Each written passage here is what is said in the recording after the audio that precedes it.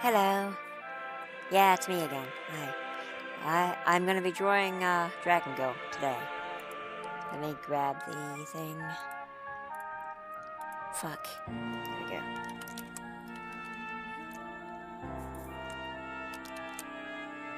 Oh, it's too big. That's no good. Hang on.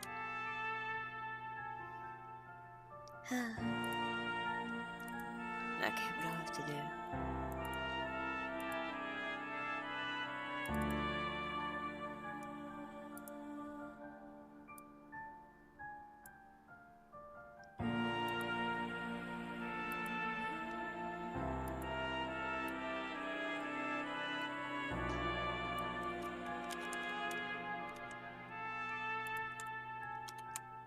There we go.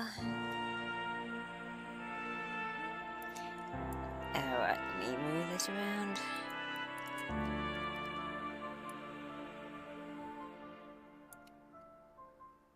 There.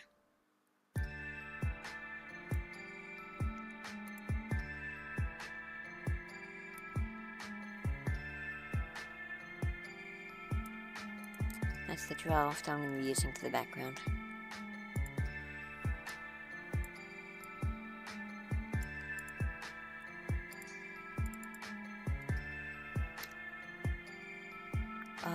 Okay, let me just put this over in the right place. There we go. Now I should be able to notice chat if Chatty happens to start talking. Probably not this late. I think most of my viewers will be asleep. But yeah. We'll see. Draft, right?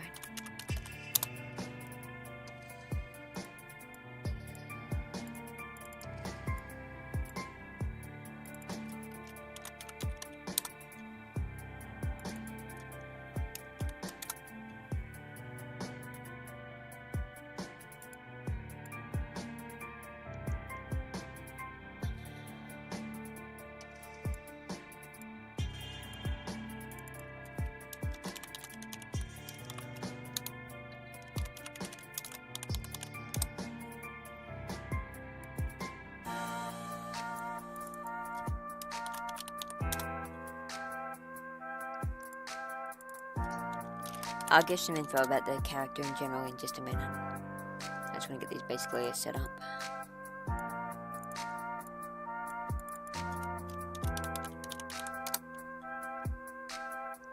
I have a vast desire to shoot.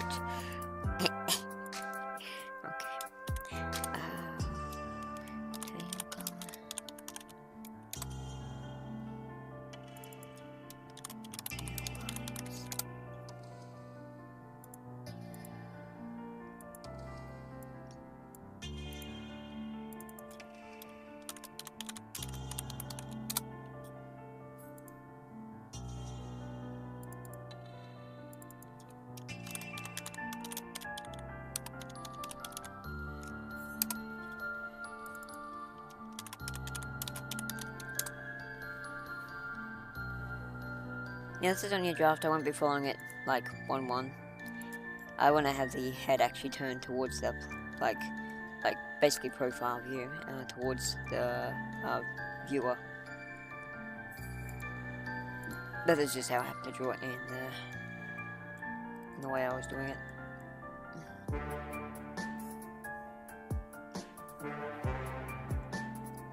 Not happy with how I did the like foot positions and stuff either, or the shoes.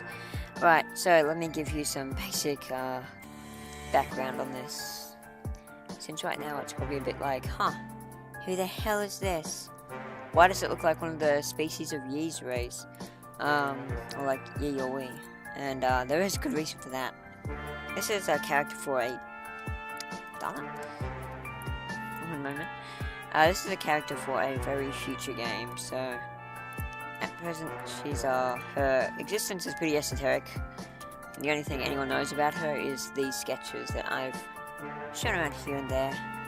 These concepts. This is concept 1. That I did a few weeks ago, I want to say. I forget. It's been a bit, but not all that long. And basically, this entire character was a prompt, in a way, because we were looking at this girl, who had this like nice black dress, and it had these really bright orange marigolds on it. And Mum was like, that would make it was a skirt, and Mum was like, oh man, I love that pattern. I'm like, yeah, that would make a really sick kimono design. And at first she disagreed with me. Then I drew this and showed her, and she's like, yeah, okay, no, I see what you mean. That could be really cool. And I'm like, yeah, that's fucking right. And that's basically the law of... Now, I have had this character in the back of my head for a while. A very basic idea. Huh.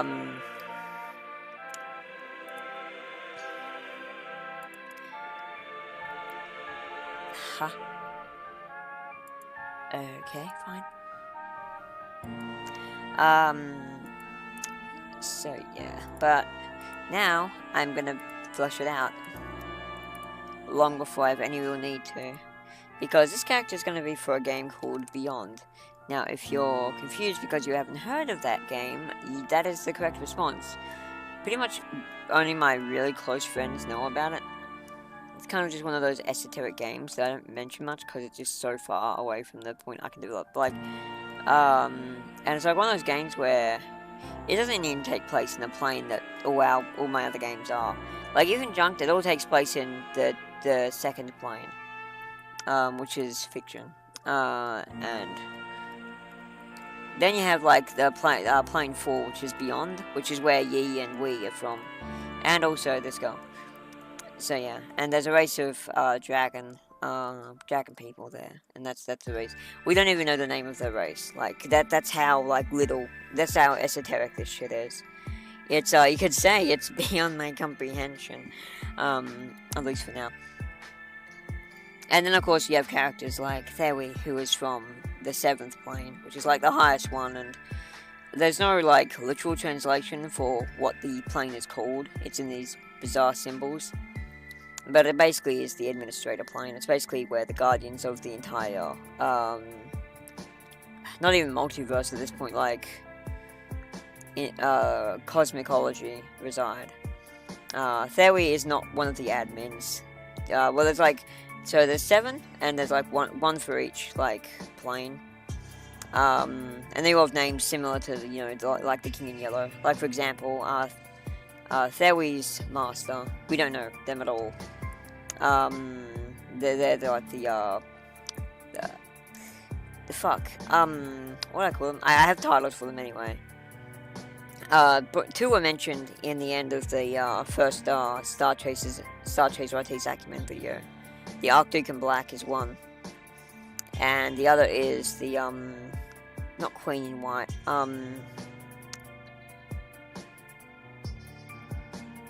anyway, but yeah, and there's also like, there's one for each like major, like one for like they're just like title, like regal title of color, and they're very much just titles that they've been given. But yeah, their actual name, and they typically just go by the color that their title describes. Like, for example, one goes by white. The Archduke in Black used to be another dude, but now it's actually that's spoilers, but at the end of Fantasia we get a new Archduke in Black, but that's spoilers, so I'm not going to go too deep into that. There's a lot behind that one. And yeah, so there's like so you got stuff like that. Like you have the King in Yellow, obviously. It's all very esoteric, so I don't know a huge amount about it yet. Because like I don't really plan all my game stuff out in advance. I just like wait till I have good ideas, and then this is one of those examples. I knew this girl was going to be a thing. Some is Zosu is her name, and she's had that name for a very long time. The title is pretty new. You can see that in this one too, but yeah, that's pretty new. But yeah, at first I went for this more messy hairstyle that you see in the first concept here, and the ones below it. But then I added this more refined, sort of neat hairstyle that's got like the two-tone thing. And that's gonna be fun to work with.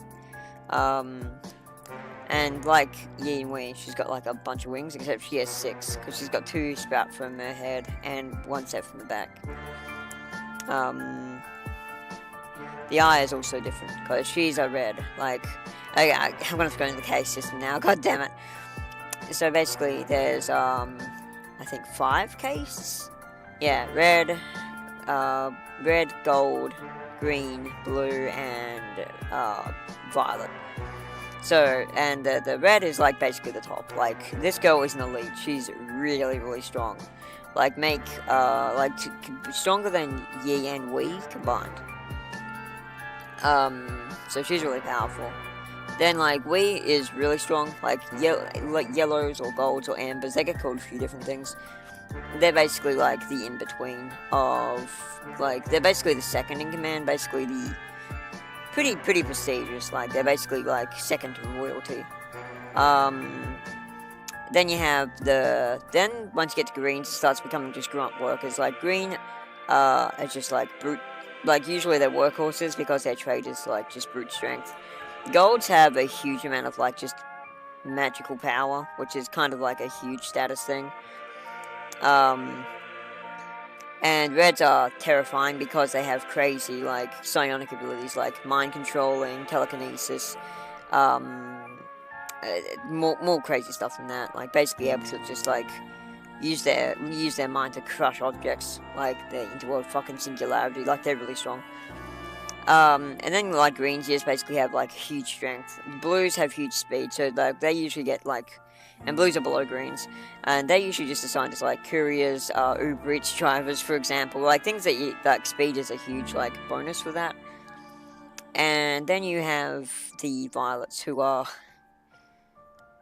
they're the lowest rung. They're, like, they're basically the bottom, of the rung. They're basically seen by most above them as pets. Yi has more empathy for them because she knows what it's like to be basically in the like, lowercase, and she has this crazy thing called empathy, but most people just treat them like trash, because, like, what are they gonna do? What are they gonna do about it? Cry? They do have some crazy powers, I forget what. I think they just have really good, like, photographic memory, so they can remember things really easily, and I think they can also, like, read and write really fast. I can't remember. I wrote it down somewhere, but I forget. And I couldn't be fucked looking up right now. That's not why we're here. We're here to draw this girl. Now, this girl actually ends up becoming an ally of the cause that Yi and Wei have in their game. Their game will basically set the game, which is just, at least for now, called Beyond. Is basically, it's basically shortly after the events of Fantasia. Or actually, I guess Seraphim, in a way. Where basically they've just left the simulation behind because they're doing their revolution. Like, the whole setup of Fantasia is the twins just like, okay, let's see if this works. Or at least we is like, okay, I'm gonna see if this thing works, and if it does, we can finally break this cursed system. Because they are twin sisters, so we has to get Yi out of trouble she shouldn't really be in, just because, you know, class structures and how case systems tend to, you know, just pick on the lessers. And Wee's like, alright, I'm breaking this cycle. This shit's fucking stupid. And that's what the game's like largely about. There's a lot of info I could give about it, but it's not for today. I just wanna start drawing this bitch, because I've had this on my mind for a long time, and thanks to the dress design inspiration I got, she's probably gonna be one of the most overly detailed characters I have. Like, step aside fucking Terminus Void with your constellations on your coat. We've got flowers everywhere. Now, the reason I didn't draw the flowers on this coat is because I need this to be clear as can be for when I do things.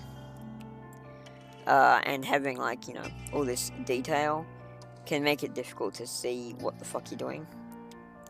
But this is basically the pose I'm going to be using, again, with some changes, because, yeah. It's not exactly what I had in mind, but I just wanted to draw the draft, and I'm like, okay, that's good enough, I can just alter it. So, let's begin. And let me change the music as well, because there's only so much of, yes it is, I can deal with. Where's Dream Lever? There we go. Alright. Okay, we need a black color anyway. Okay, get the line work layout. Oh, how did I get? Okay.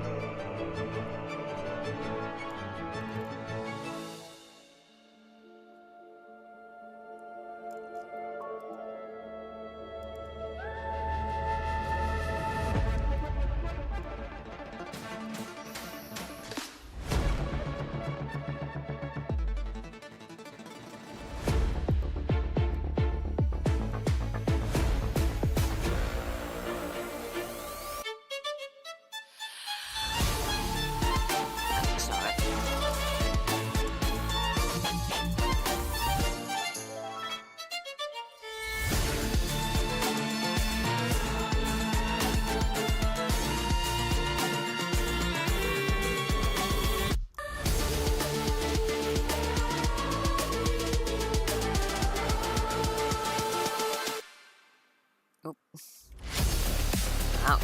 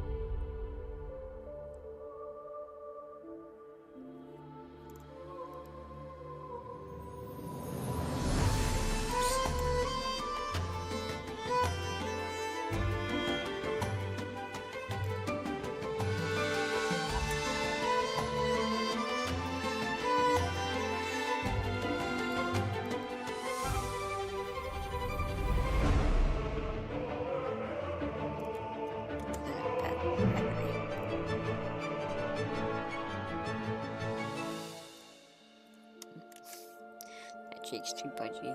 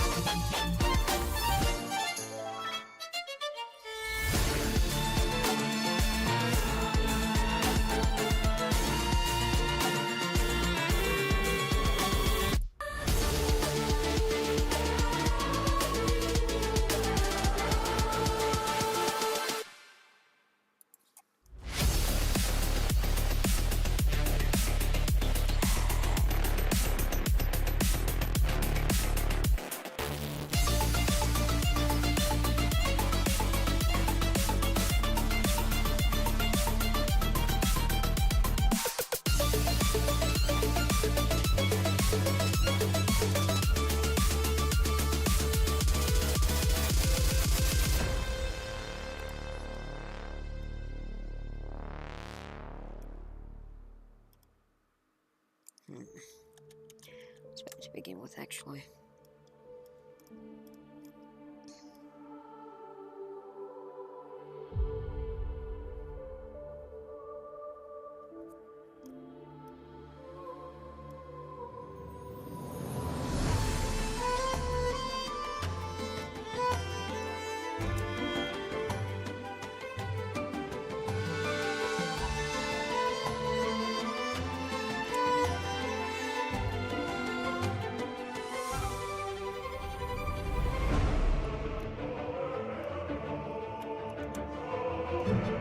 Okay, yeah, I see the problem. I've done this dopey again.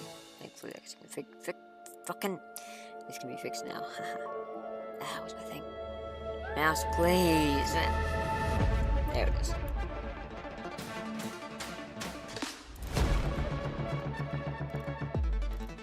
Actually, that's fine.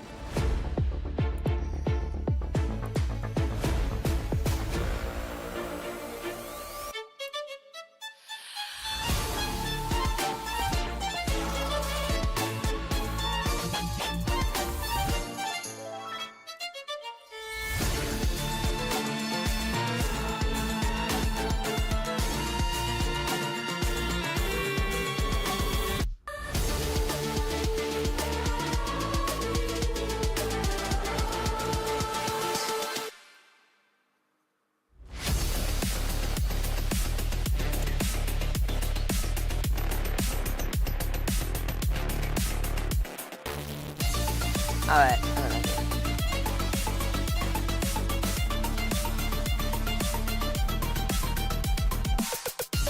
Maybe late, yeah.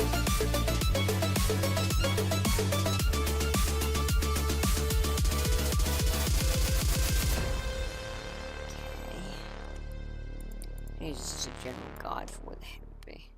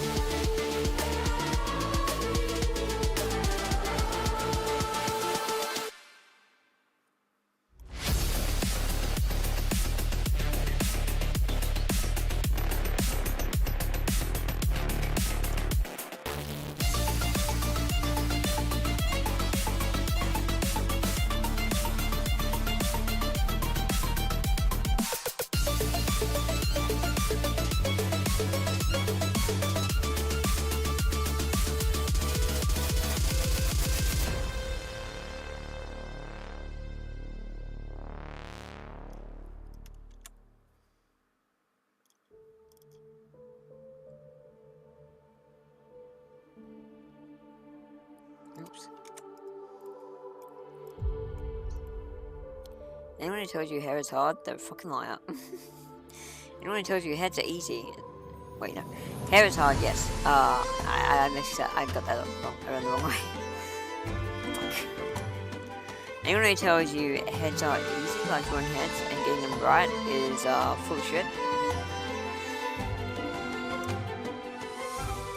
This shit never gets any easier. It's not fair, bros. Alright, let's take off the thing for a sec. So yeah, that looks much more, yes. Okay, now with that out of the way.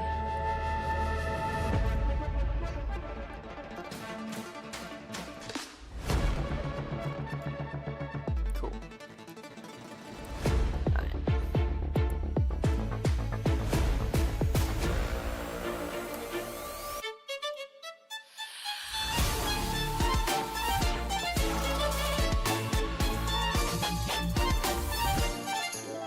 Actually, turn off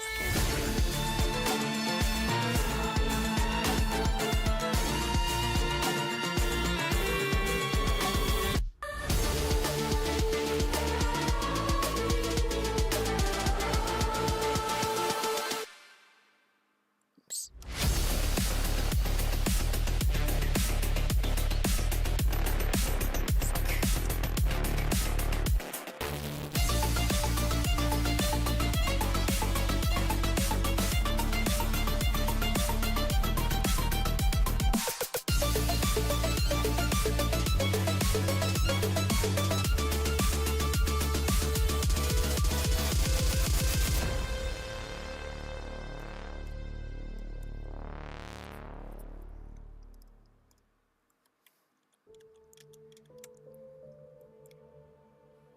Oh, that's good.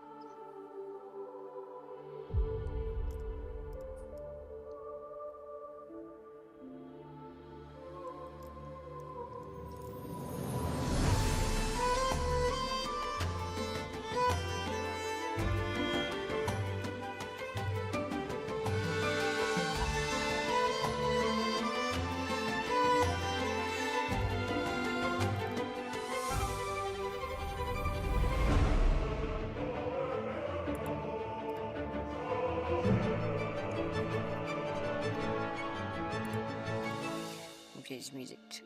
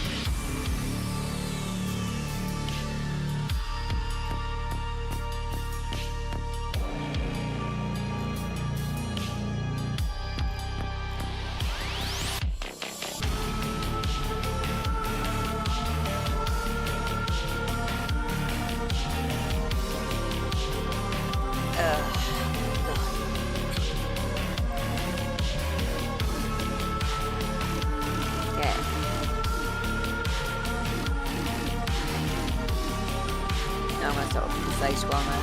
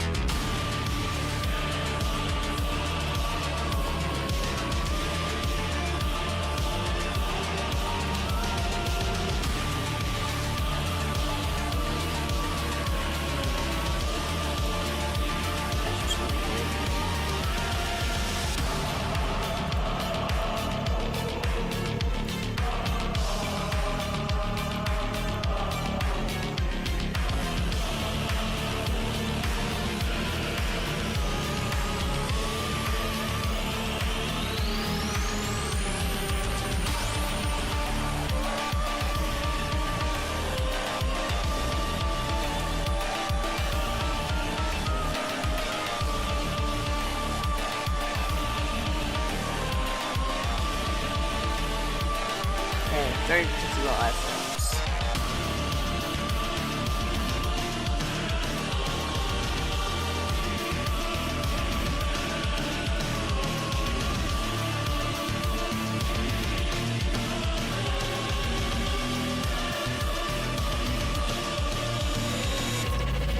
I think I'm very good with kind of cat.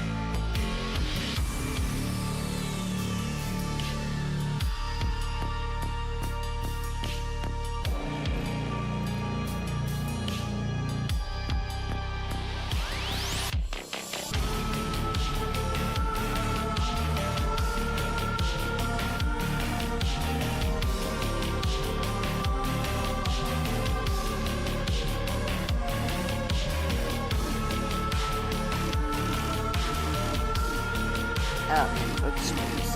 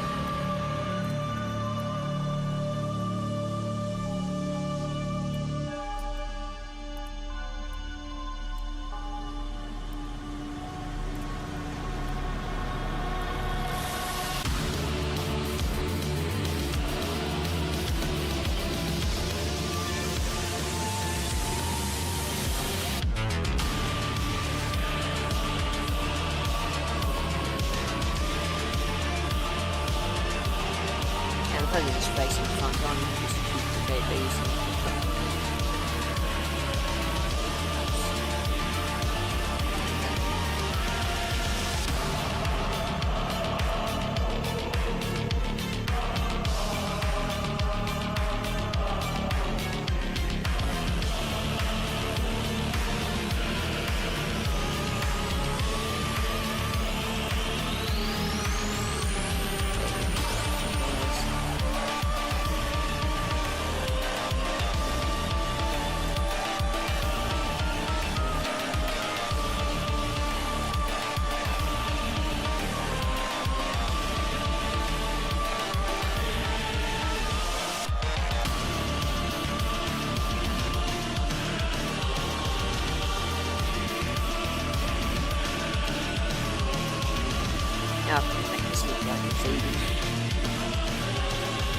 then drop.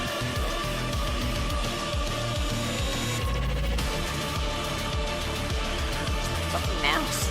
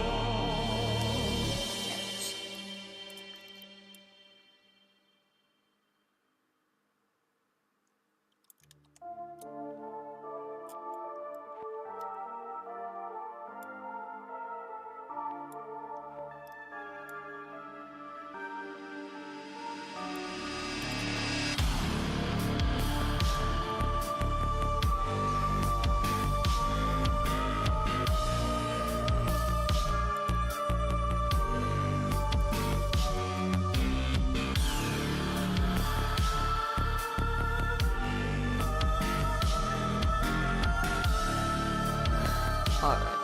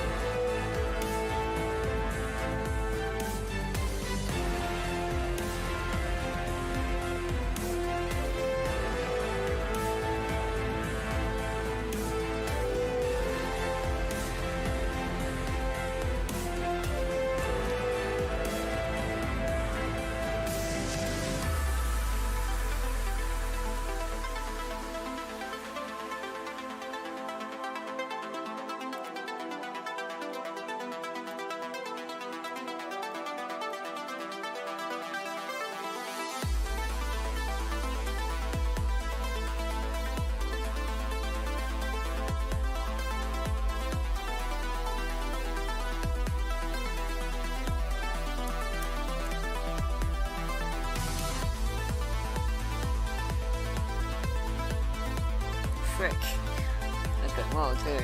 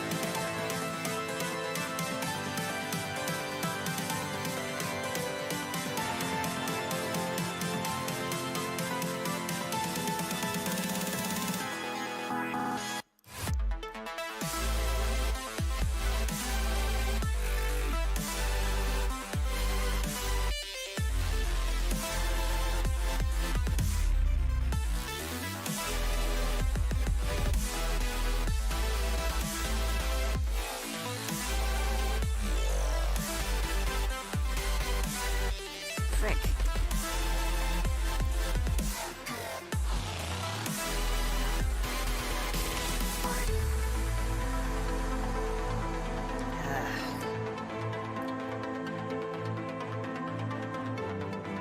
Oh my god. Is that too thin or too fucking thick? Or just stupid?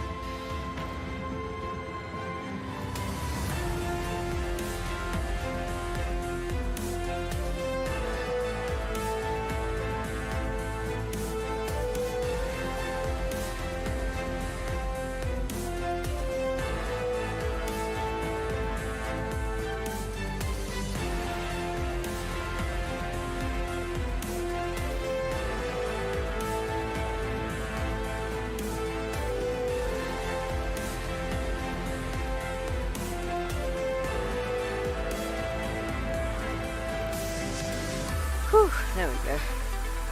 Now, I could do that again, or I could just say, fuck that, and copy paste, which is exactly what I'm gonna do. Haha.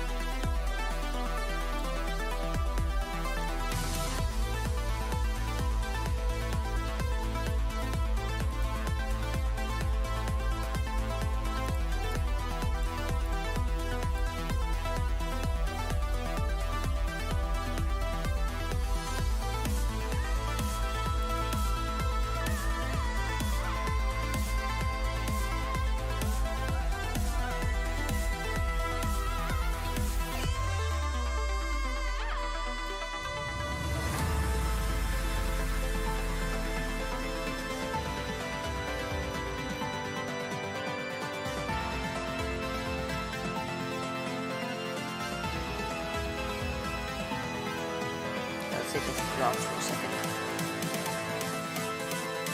Boom, so far so good.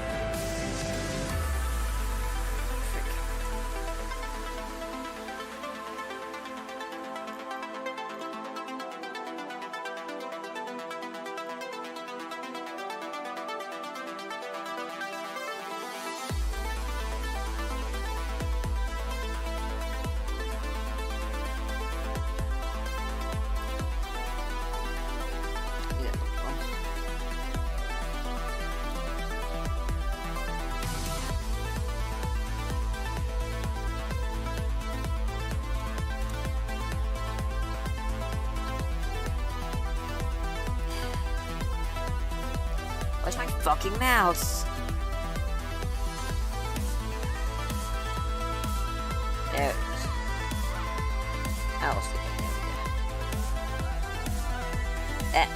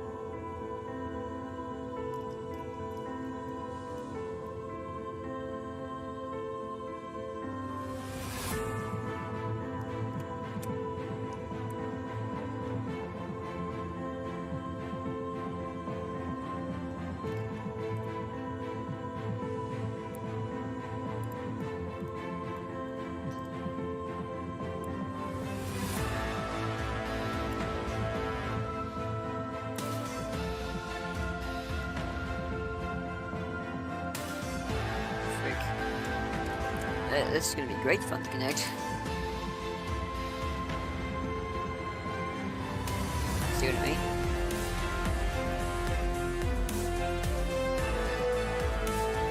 There we go.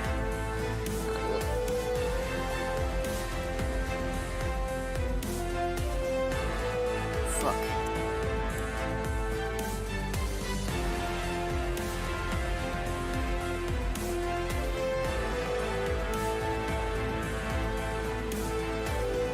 Alright, check this music's irritating me.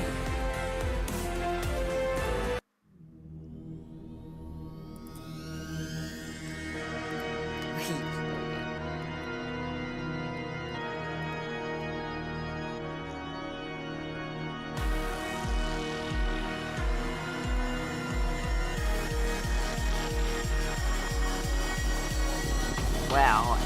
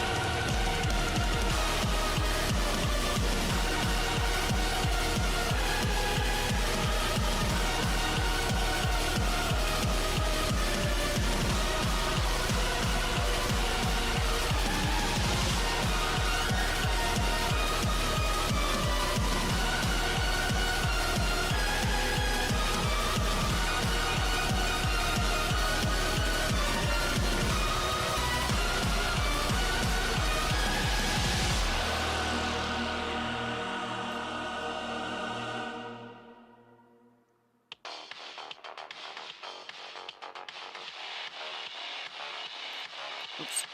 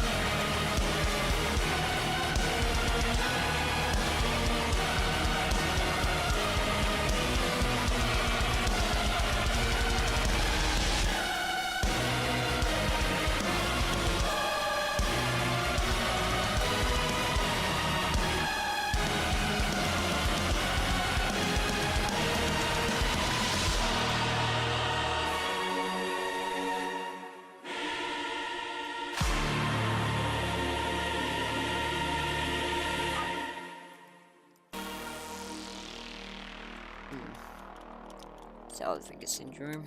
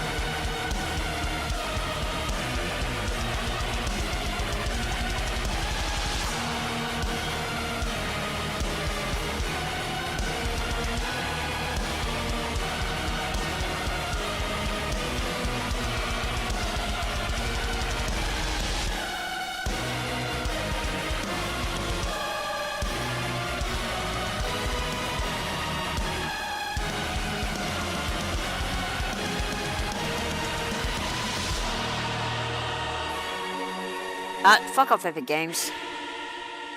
Alright, close the shit. Do that already. Ridiculous thing.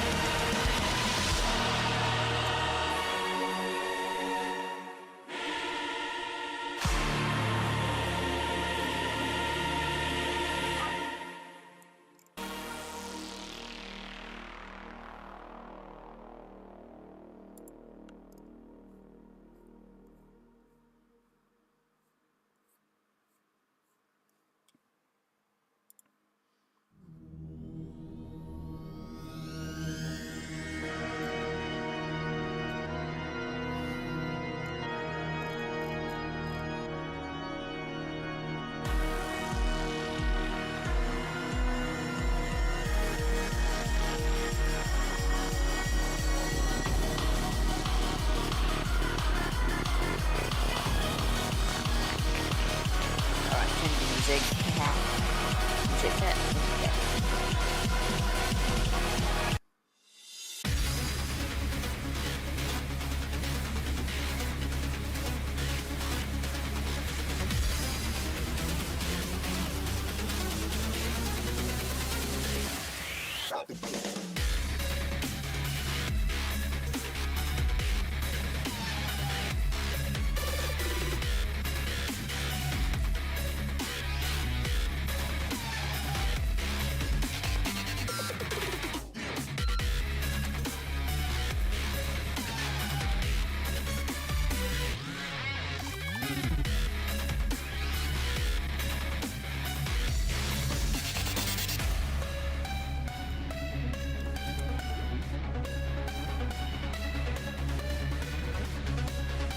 Frick.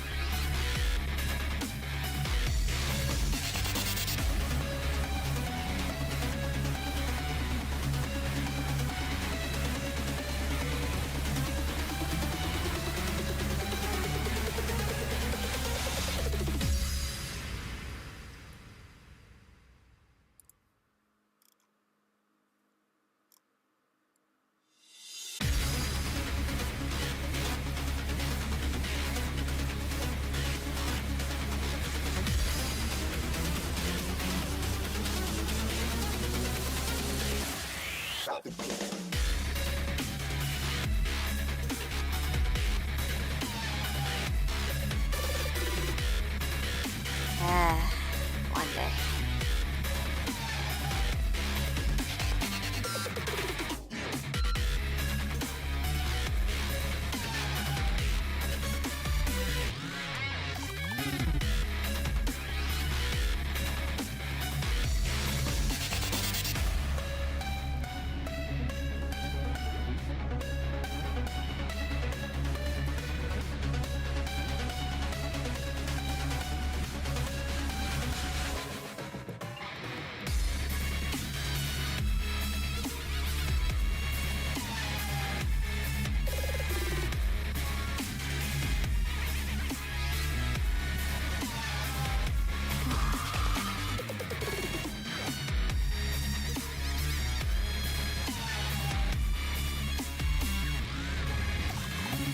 Just go in the wrong way.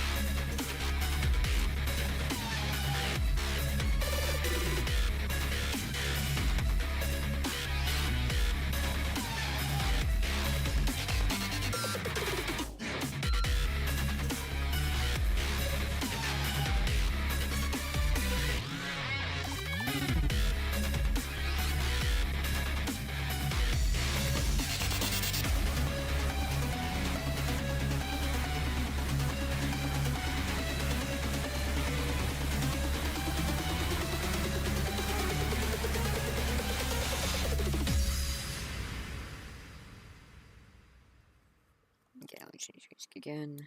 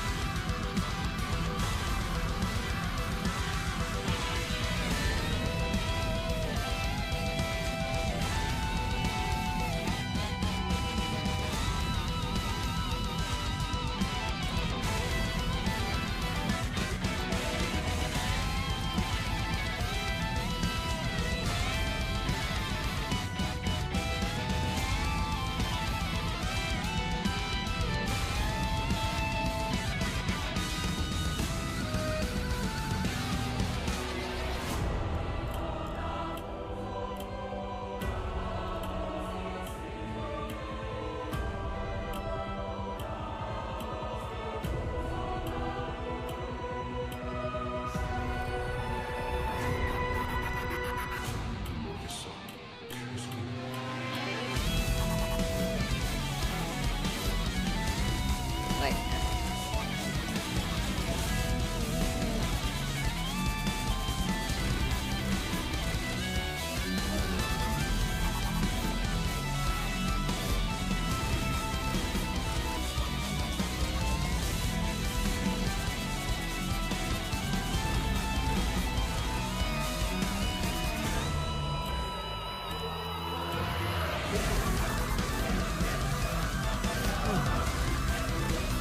Alright, let's take these layers off, see if we can see anything.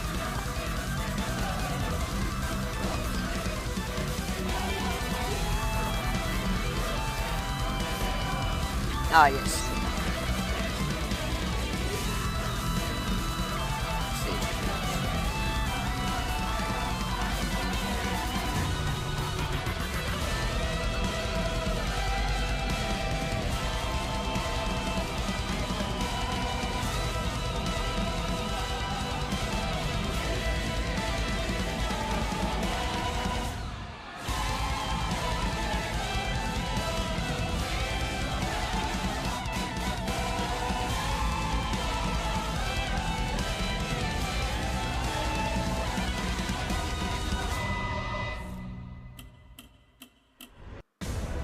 Oops. There. Okay. Yeah, okay. I think this one could be a bit wider. Yeah.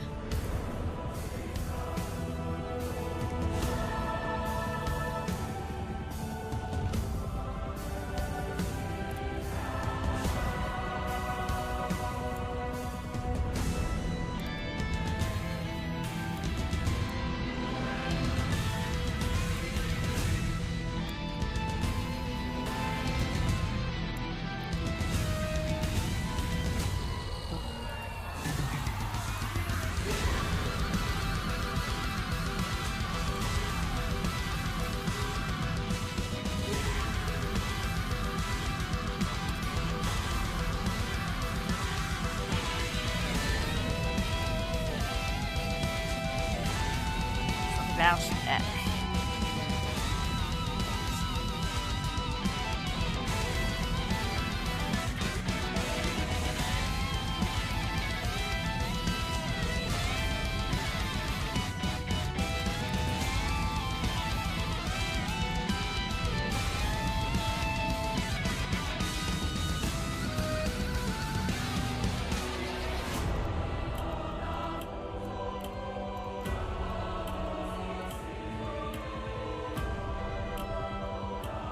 Whew, good start.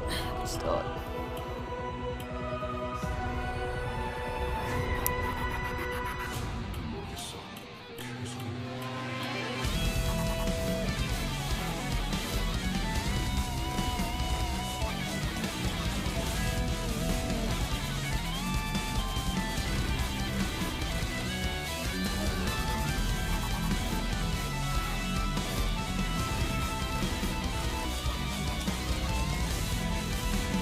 Right, let's save this.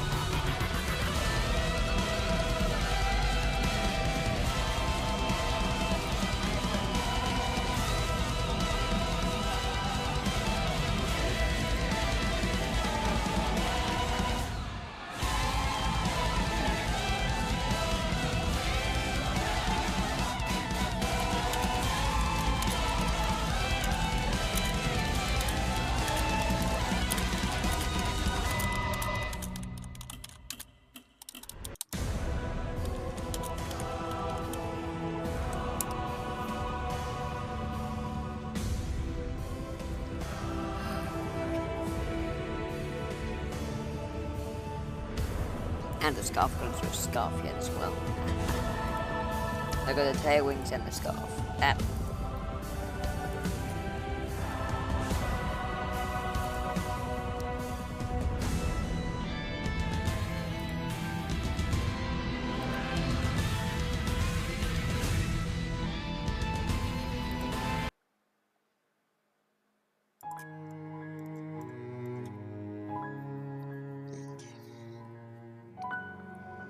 The scarf is gonna be pretty straightforward.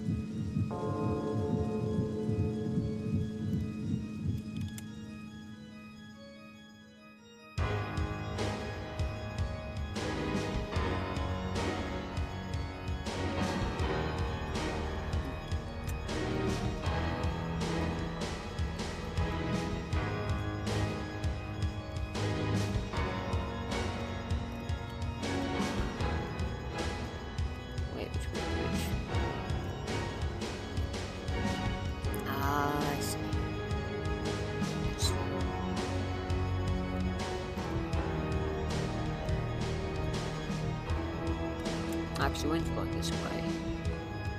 Kind of.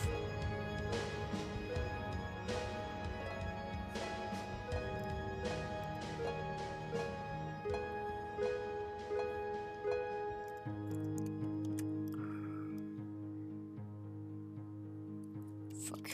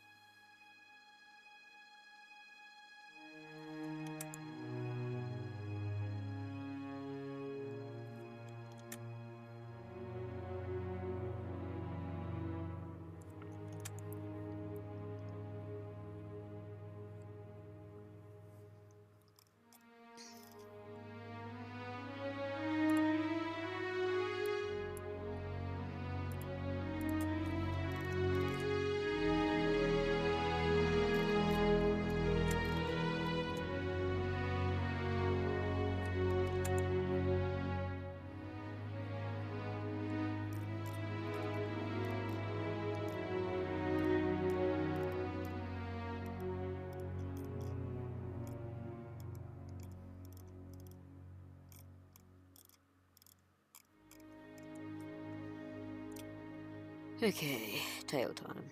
Now, again, I'm just gonna freaking cheat on this one because parallel lines with fucking pen tool are a pain in the ass.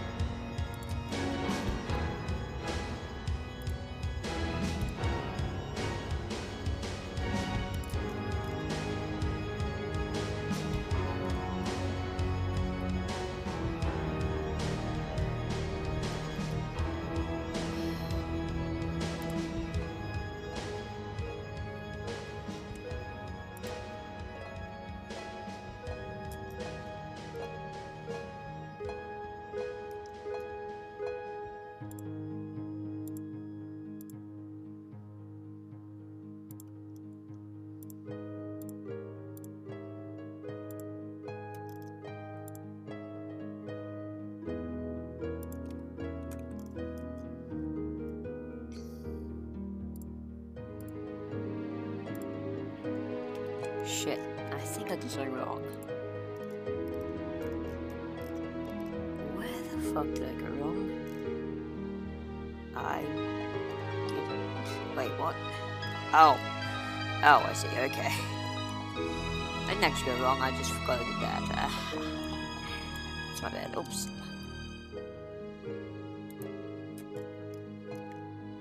Redo that shit. What the fuck? Oh, no. No, dude, there we go. Okay, so I'm going to translate CP.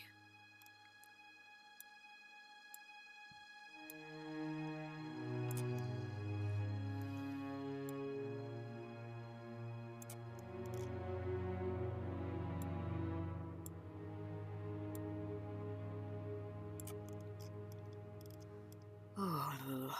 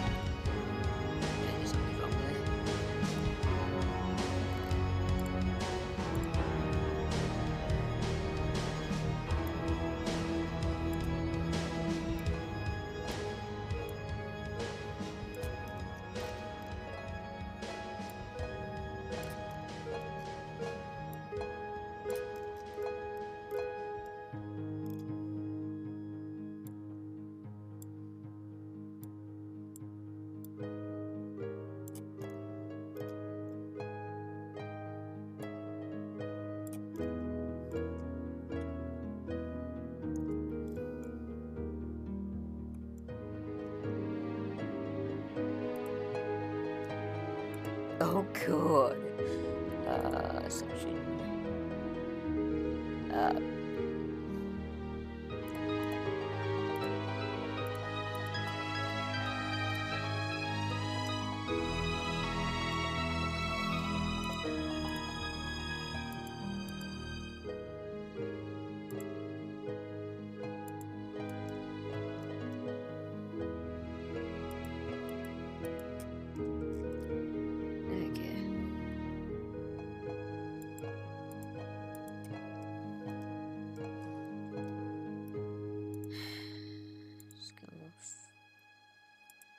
Actually, I should take that tail off for this one. Just think of that. We don't really need that anymore, either, do we? Yay. Okay, it's time for the wings.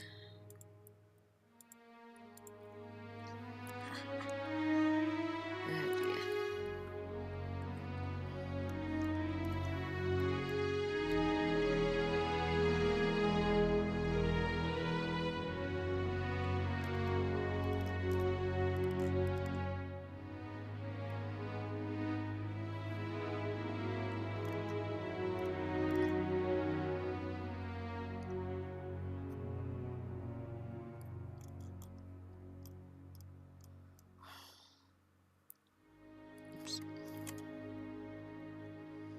Alrighty, back to this one.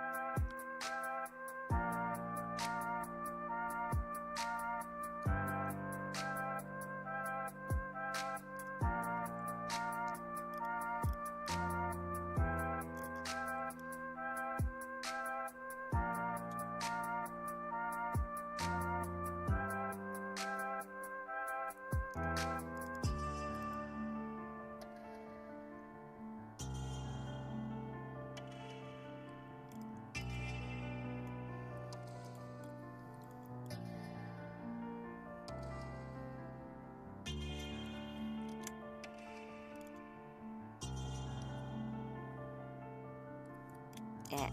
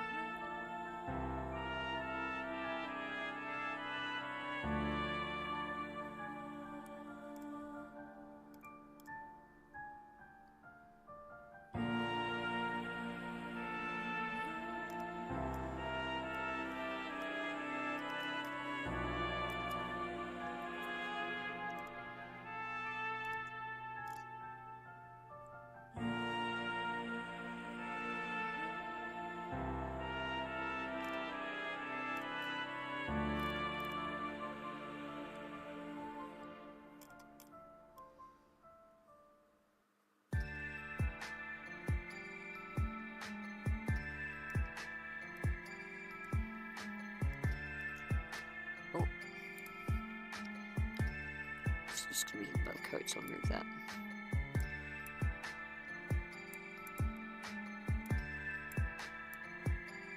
Excuse fucking you? That's rude.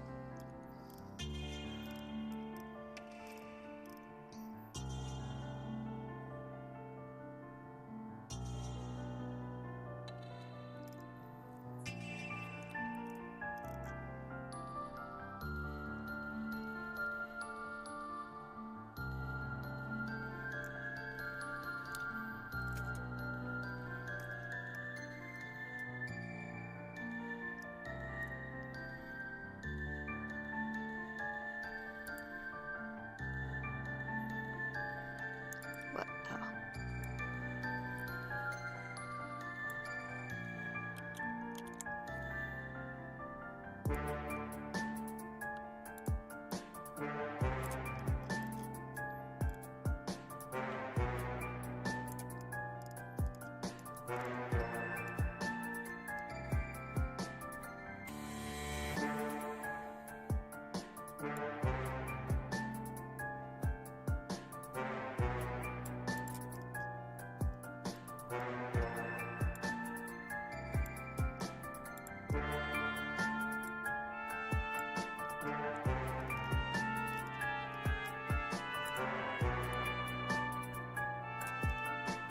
Okay, so it's all up pixels.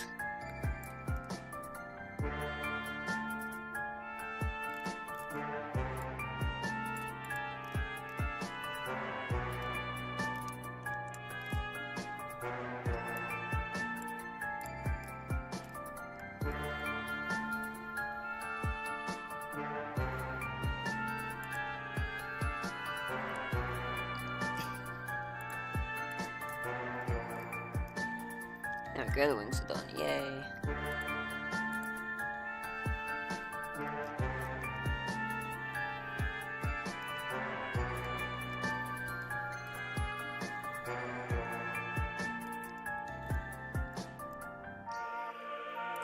If I wanted to be a bit more dramatic, I could just rotate this a bit. Move around. Maybe that's the other side.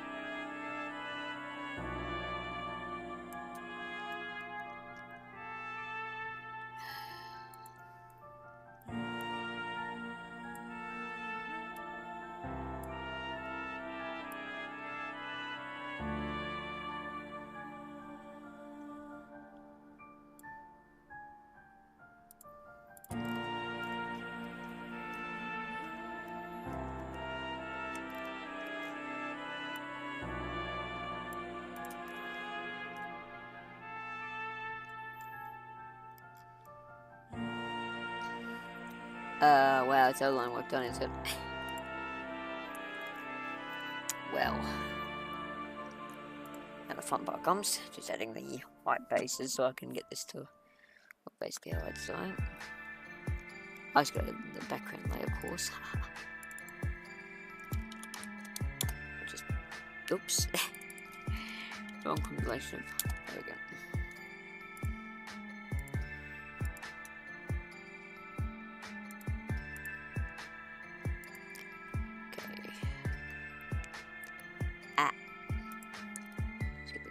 Okay, first off the title.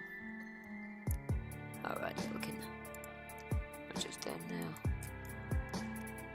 Okay, section in that. Yeah, the arrows there.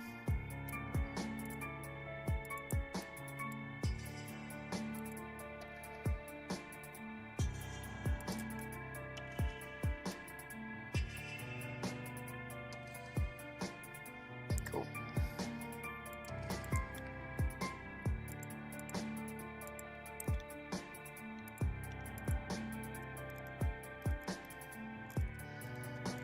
Oh, fine.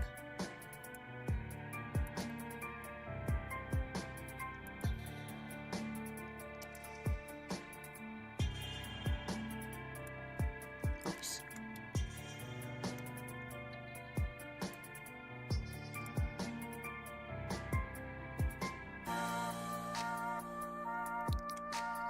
Alright.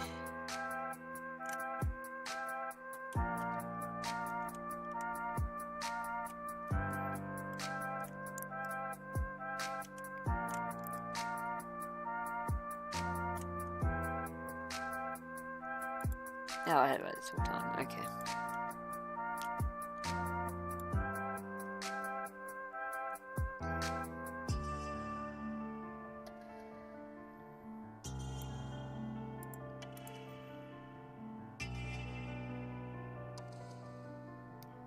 Alright, I should add the BG color in so I can see what the fuck I'm doing.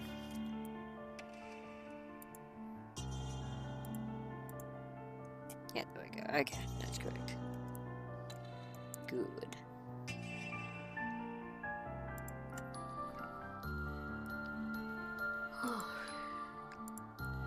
Now this shit's gonna be fun.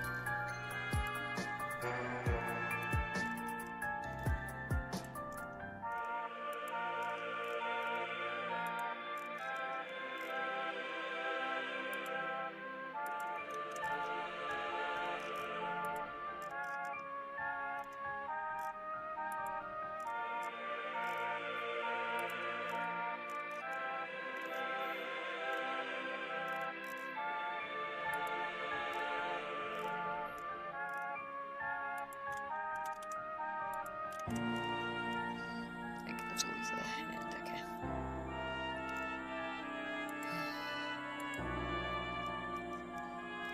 it's a lot easier.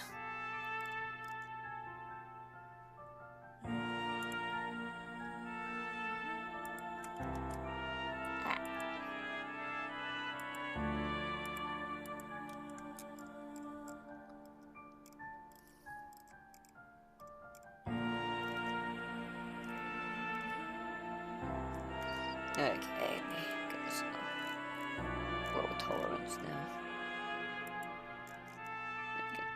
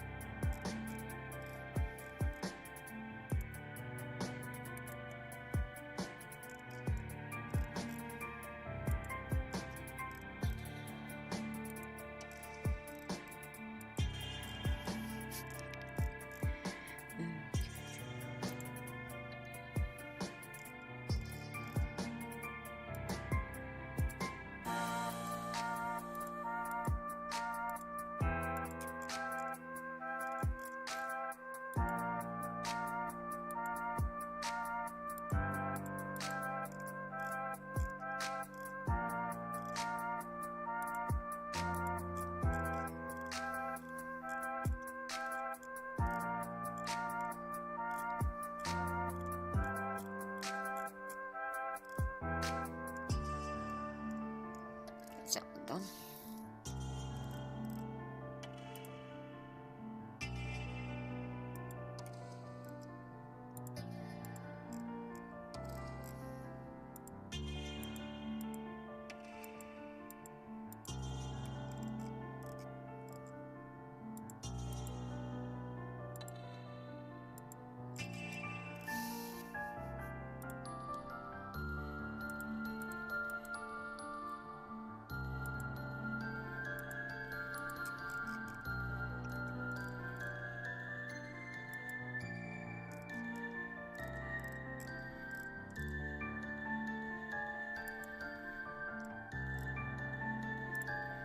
We have made them very mad.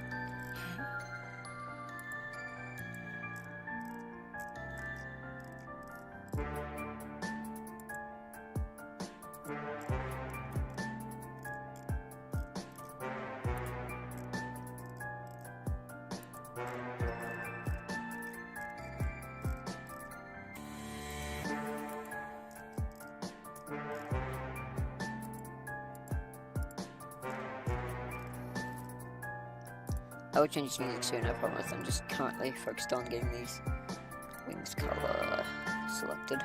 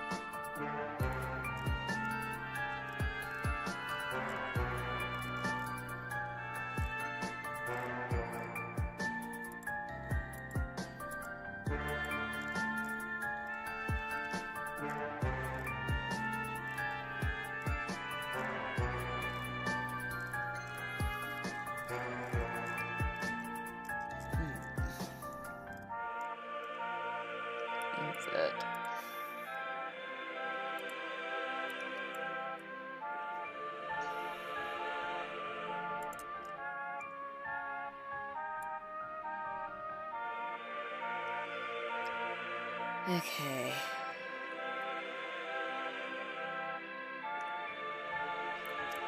Now I do a funny thing.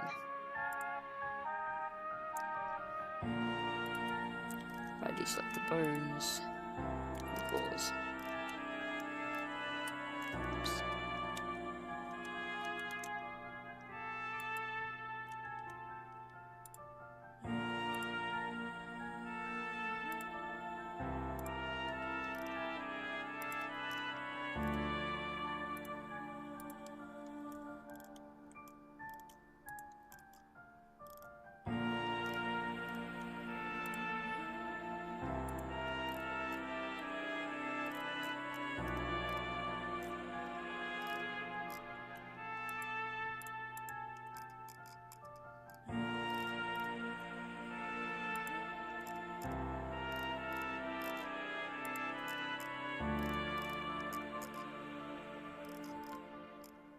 Good. Excellent. Alright. What the fuck? Oh, hang on.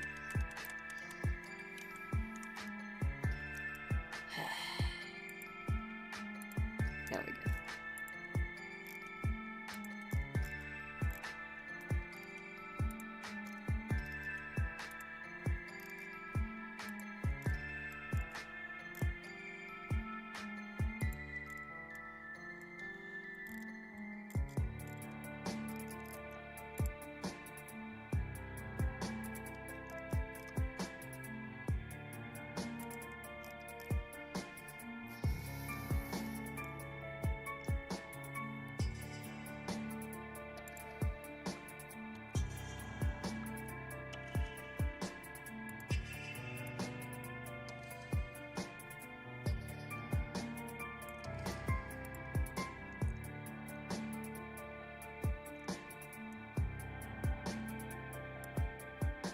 What?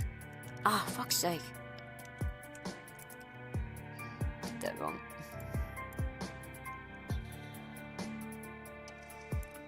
There we go. Yes, good.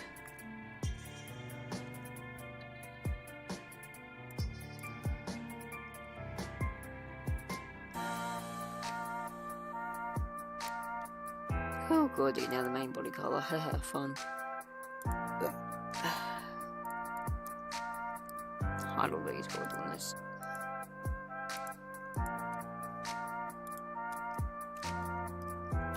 What the fuck?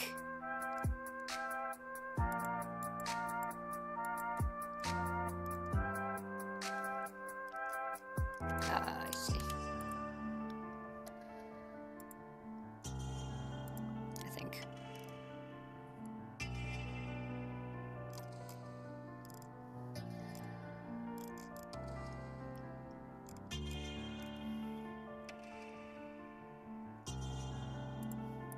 Yeah, there we go.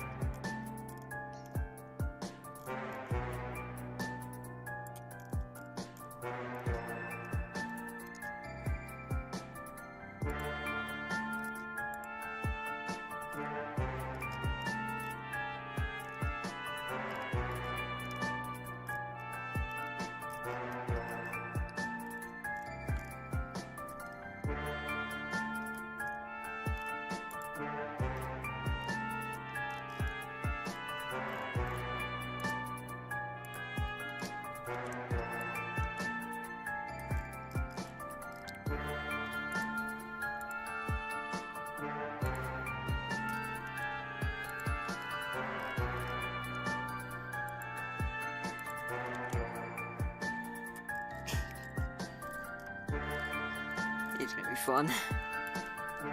Jesus Christ, dude.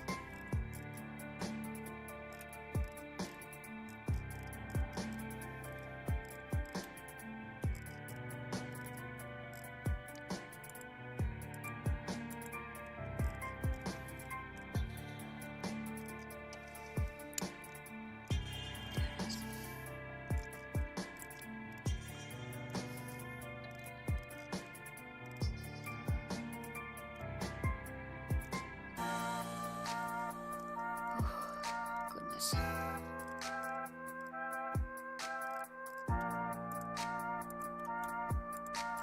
Right, let's not change music, wasn't I? Haha.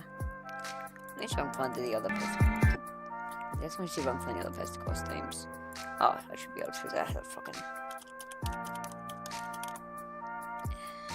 Here we go, got a playlist. Okay. So we can find Rose.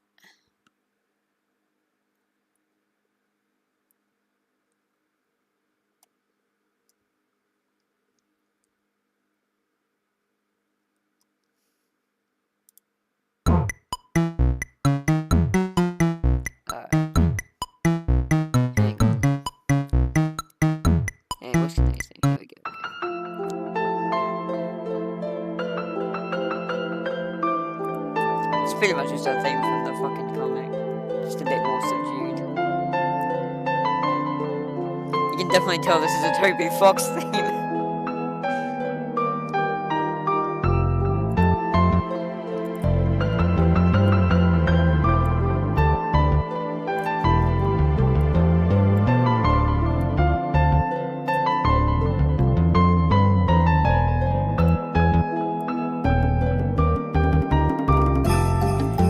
Remind me so much of like one of the themes in Undertale or Deltarune, I think. So it made me immediately think, oh wow, this is Toby Fox.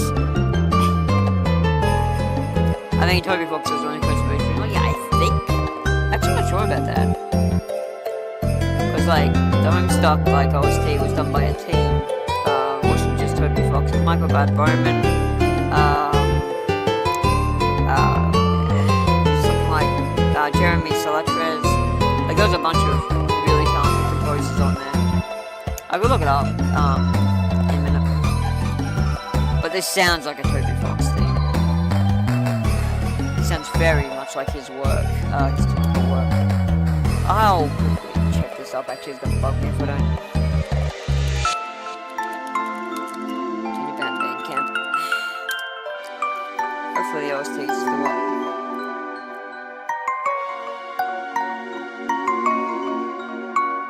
Yeah, whatever.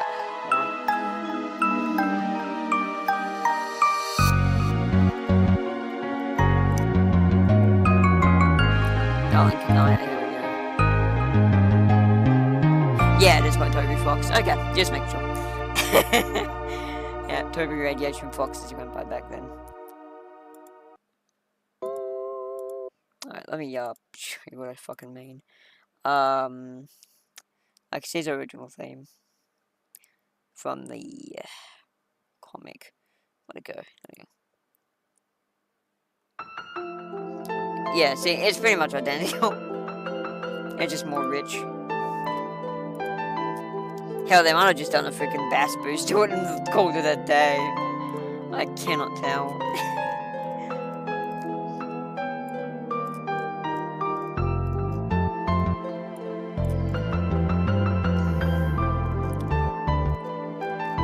Yeah, like, you check out any passive theme Toby Fox has done for Deltarune or Undertale. Torio's theme is probably one of the closest, to this. But I might be wrong.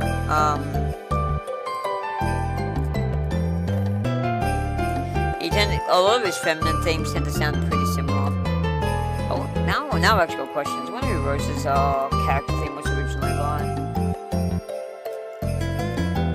Because I do not think it was Toby. I'll look at it in a minute. It feels like a Jeremy Salatra kind of thing, but I have to look at it.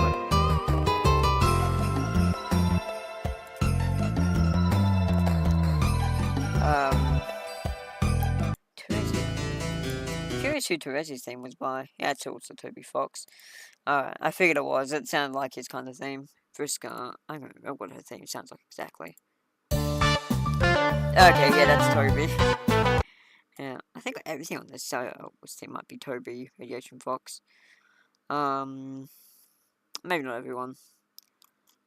Doesn't actually list the credits, like, oh wait. Okay, it's all by him. All the Eternia, trolls, and everything on the album is by Toby Fox. Which makes sense when you consider, Brex Stewardess Angelus is on here. Which is basically just, Descend. Well, not Descend, but it's got the similar thing. Yeah, this one. It was gonna be the, music track they had for the backing of the, fight with the 12 times prototype Black King at the end of the Trolls session. But that Flash ultimately ended up being, like, scrapped animation.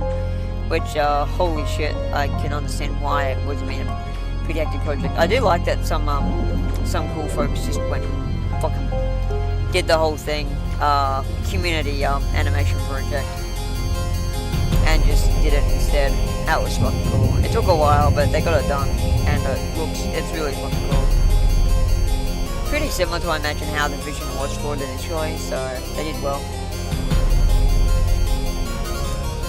The only thing they didn't make for it, from what I can tell, beyond maybe some copy-paste assets from the comic, which is fine, because it's a fan project. I could probably would have used the weird-ass sprites that Hussey drew for some of the trolls in some of the scenes. Lots of custom art, though, which would have all been done by the community, most likely.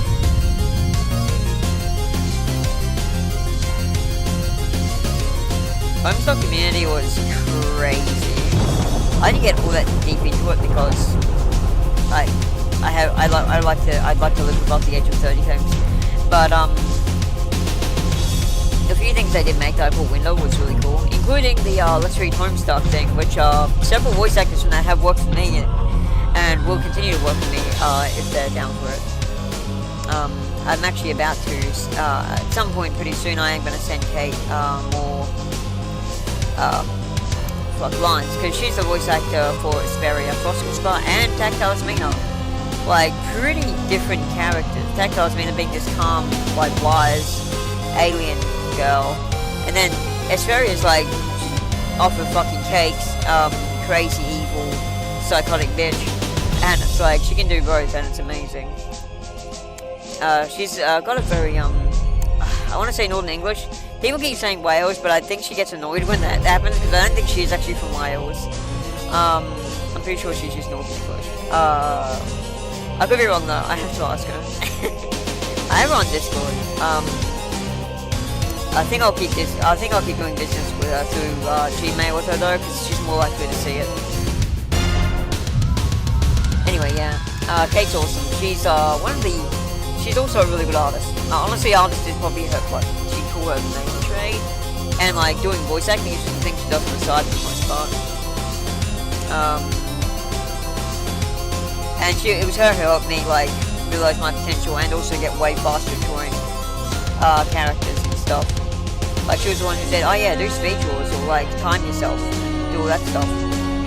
I went into this already in the first part of the Star Chaser Artie's acronym.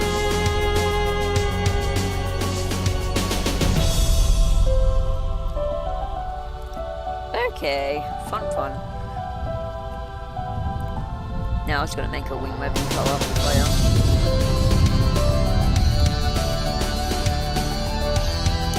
Fuck, I spelled that wrong.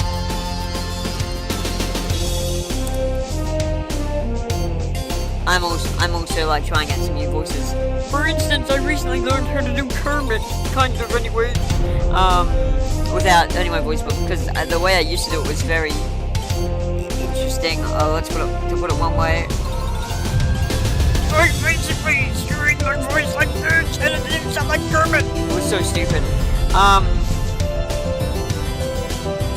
So yeah, not doing that anymore. No need for it. I also recently learned hang on, this is fucking loud. Oh right, because I'm playing it through YouTube. Oh wait, no, through Bandcamp. Jesus. Oh, that's the wrong button. How do I turn this down? Why am I playing it? I have the entire album on my OST. Yeah, I bought all the Homestuck OSTs. I legitimately bought them. Right, let me change. Let's go to Akara. I haven't played that yet. So what was I saying before? Fuck, I forget. Something about the wings, I think. The wing webbing here. Maybe. Anyway, it doesn't matter. The main thing to know is that, yeah, don't know. Kate has also, the voice actor for Australia. She's also done like not RPG mix up, but she did do one of the contests, the IGMC contest was 2014. You know, with the one with the $10,000 cash prize, and the only one I ever participated in. That I got dicked over on the thing because I didn't read properly, and it turned out it was in like fucking British time, so I missed the deadline by minutes, and it's like, oh well, fuck. But like, whatever. I wouldn't have won anyway. I was just doing it to flex. But Kate had an entry in there, and it was like I think it was first. Yeah, Ars Harmonia. Kate was involved in that project. She wasn't the developer behind it, but she was, I think, the artist. I'd have to ask her, or just look at the game credits. But yeah, but it was made in Unity, so of course it didn't win because, yeah, it was a PR event for RPG Maker. I knew both the people who were in first and second place. Like, Teardrop Distance was the other one that was in second.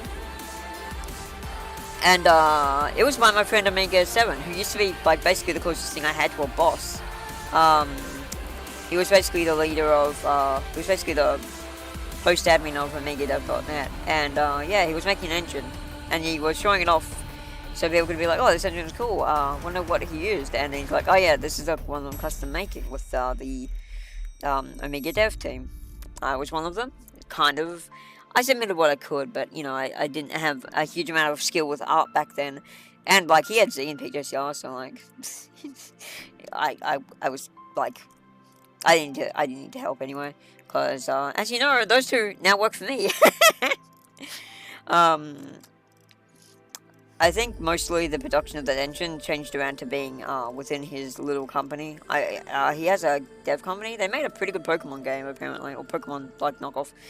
But not a big enough one that it attracted the nasty lawyer's attention, so they didn't have to go through a Power World. But yeah, so his game was second on like community vote. So community voted 2 games, and both of which were not made in RPG Mag. Of course, none of them won.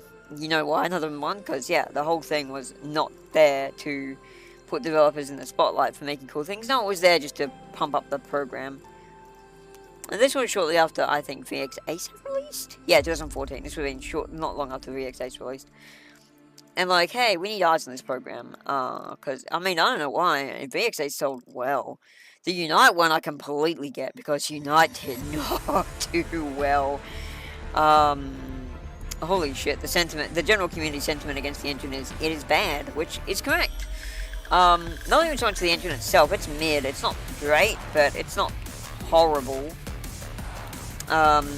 It's dissatisfying and shit, but, you know, it's not, like, it's not offensive, it's just very, very, very mid. The problem is the shady-ass fucking, like, AAA studio level practices they're doing. Now, I don't know how much of that is on, Yoji, I always forget his name, Yoji, anyway. The dude who develops the engine proper. He's Japanese, he doesn't... From what we know, at least from what the... keeping in mind, this is incredibly open to interpretation, because those fuckers lie all the time. But at least according to what the RM Web staff and the people who work at Gacha Gacha Games have told us, he's fairly uncooperative and not easy to work with. But I don't know how much of that is true, or it's just them making excuses for themselves to cover their own asses, which, you know, wouldn't be unlike them. And how much he's actually involved in the Unite thing, we will probably never know. I have a feeling he didn't even make it. Like, I don't think he probably did it, because he was just like pretty much just over the whole thing, I think. He didn't seem to have much love for it left. Hell, I'm not sure he was even really the one behind MV. I'm pretty sure that was just an expansion patch and they just sold it as a full engine. But it might have been his, I don't know. Talking to my ass here, I haven't booted up MV long enough to see that, oh yeah, Yoshi, I made this. Was it Yoshi? Fuck. I mean, he's gonna turn the fucking plugin editor in MV. I could just check, but I don't have Steam booted, and I don't want to boot it right now. Because I'm busy. But yeah, suffice to say, I'm not sure how responsible he is. A lot of people blame him for the engine's faults, but it's really easy to blame the guy who makes things.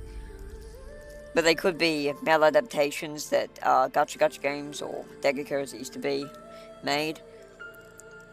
Or Gacha, sorry, I keep calling them Gacha Gacha Games because they are predatory like a Gacha thing, especially after the Unite fiasco, because yeah, they basically were like, oh yeah, different parts of this engine sold separately. Which, yes, is fucked. They finally released a playable demo to, well, market it. Because, you know, no one was buying it. I wonder how that happened. It's almost like, you know, people have some awareness of what they're doing with their money. And don't want to pay, like, 5 times the price for an engine than they paid for MV, which is just better. I mean, MZ is better. Fuck, I'd even say VX is better, if only a bit. Just because, you know, you don't have to deal with the bullshit. Like, at least MZ, you get the program, you're done. It's a complete package. Okay, yeah, feel free to close my door. I'm streaming. But yeah, so if it seems like I'm mean to Gacha Gacha Games a lot, it's because they deserve it. Because they do this awful shit, and then act like they're the good guys when they're not. And they never have been. They've always been predatory vultures, and the only people who don't believe that are people who just haven't been ripped off by them yet, or just living in denial. And themselves, they won't admit it. They know it, they just won't admit it publicly, because of course they're not going to. all they care about is their status and their money. Like, I've given them plenty of chances to show me that they care about things other than themselves and their own, like, and basically just profiteering off of other people's, like, trust. And they haven't shown it. Every time, they've just proven me correct about that. I made a video back in 2019, which has not aged poorly at all. You could say it aged like a fine wine. And it aged well because they were predictable and did no, actually they did worse. Somehow, they went above and beyond and surprised me. Like, they actually did, like, my standards for them were low, but they still managed to fucking outdo them. Like, they went above and beyond to make themselves look awful, and now no one even trusts them anymore, or at least not many people. I very rarely hear glowing endorsements, or just endorsements in general, in regards to the Gotcha game. And, like, what a fucking way to start. Like, they made Gotcha games. Basically, the Gotcha games team consists of people who were hired by Digika to manage RPG Maker, and eventually they got sick of it because, I don't know, probably not enough pay or something. Or the Digika just sacked them, which I wouldn't fucking blame them for. Because, like, it's RPG Maker, it's not repeatable.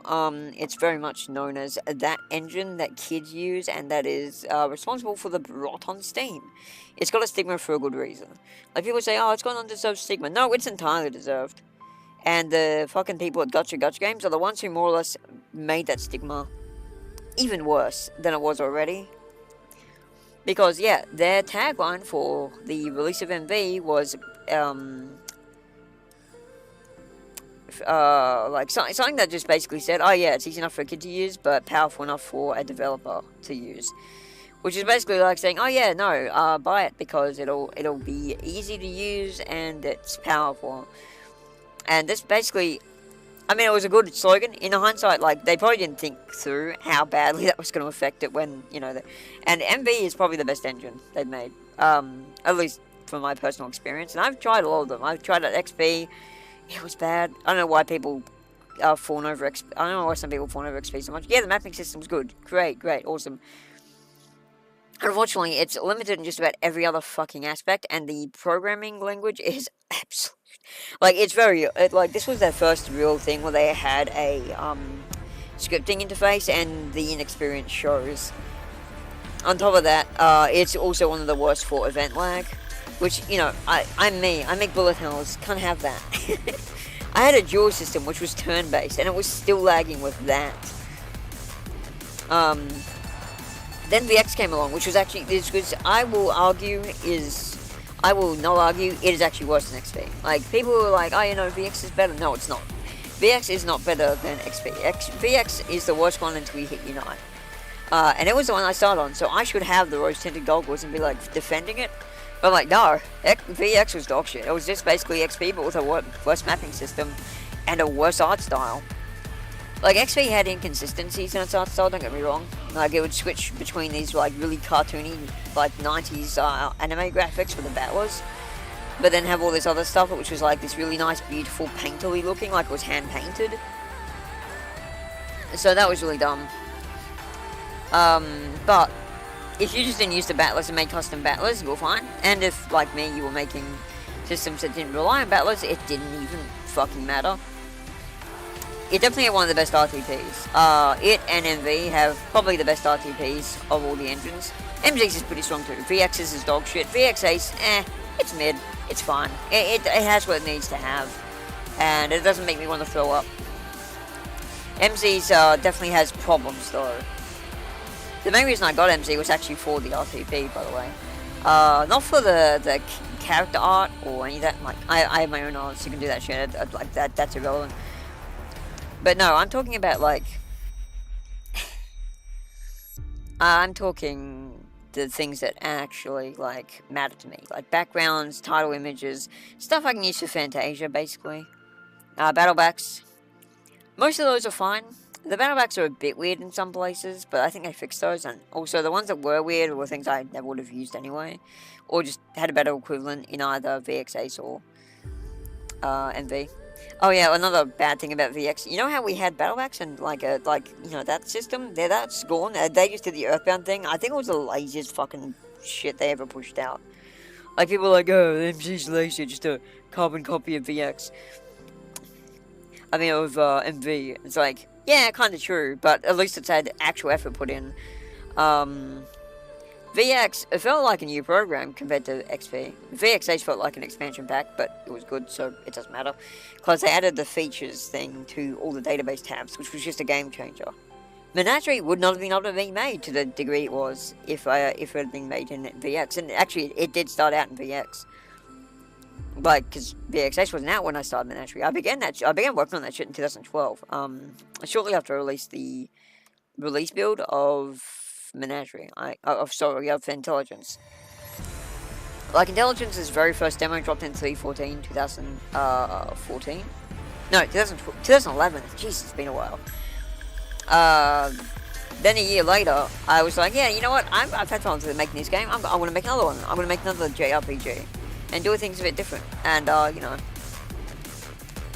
so I knew I had the potential then, and I started making Menagerie.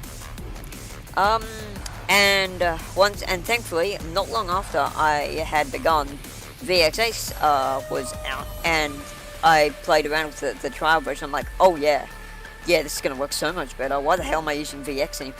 So I switched to VXH for Menagerie and used that going forward. And the plugin library added up so fast. VXH and MV have the most powerful plugin libraries. And the reason for that is mostly Yanfly. Now, there was a really powerful bunch of scripts Yanfly made for VX as well. But it was, I think, at the tail end of its life cycle. And it's VX, there's only so much you can do to fix the rot evident and present in that system. Alright, so a couple of things I've noticed. It's a bit off center, so I can fix that just by going change size. So let's say we take minus 200 from the right and add that to the left. Okay, now we just grab that color and fill in the BG with that.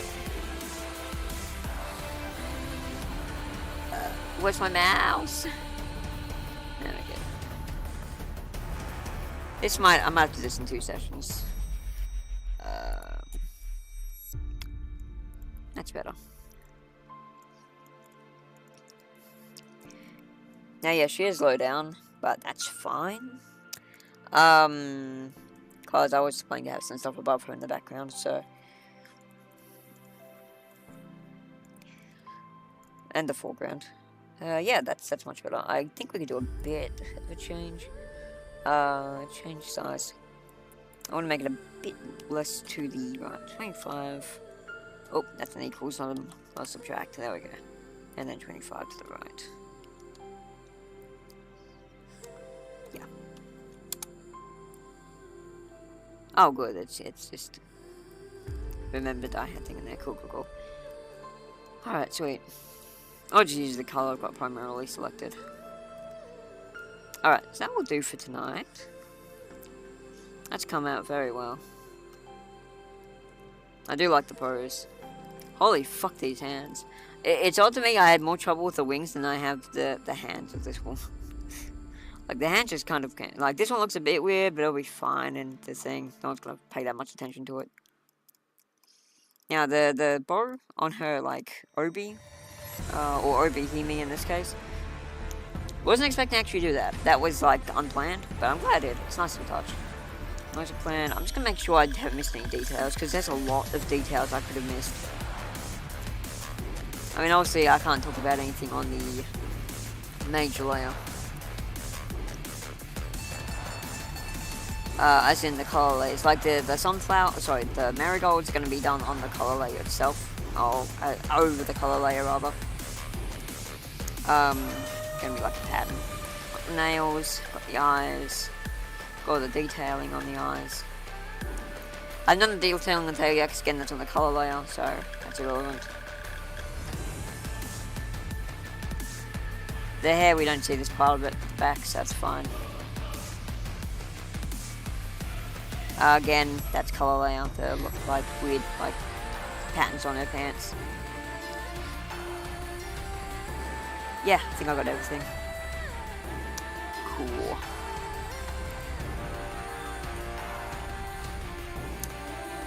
So I might just do the flat color and then leave that be tonight.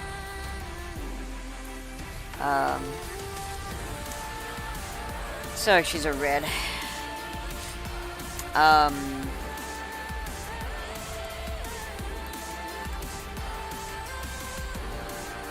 think I'll probably make her tail black, similar to the Wii runners. Actually, wait, no, I should do different because her outfit's going to largely be black. Make it dark, ash and red. Yeah, that sounds sane and could possibly backfire whatsoever. Let's go with that.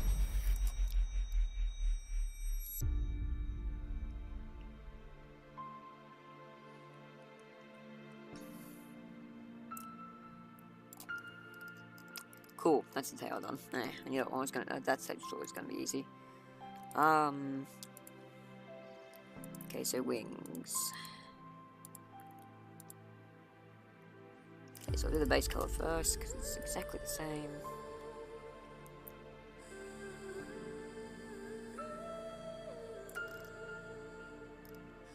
What the fuck? Oh, I need to fix that. Can do that very easily.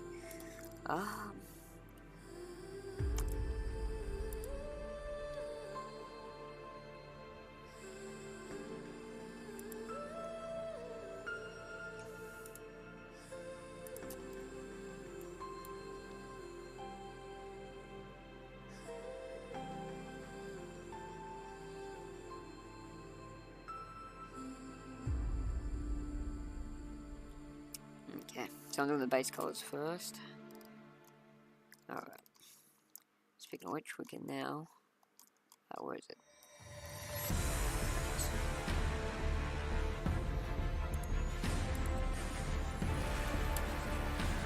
Now if we disable the wings... Yep, there it is.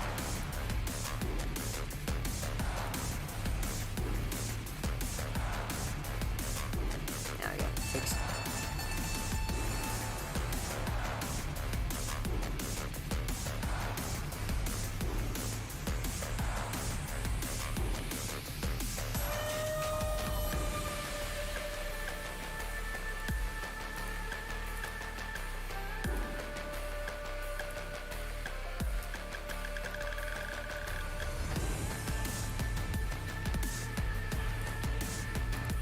Okay.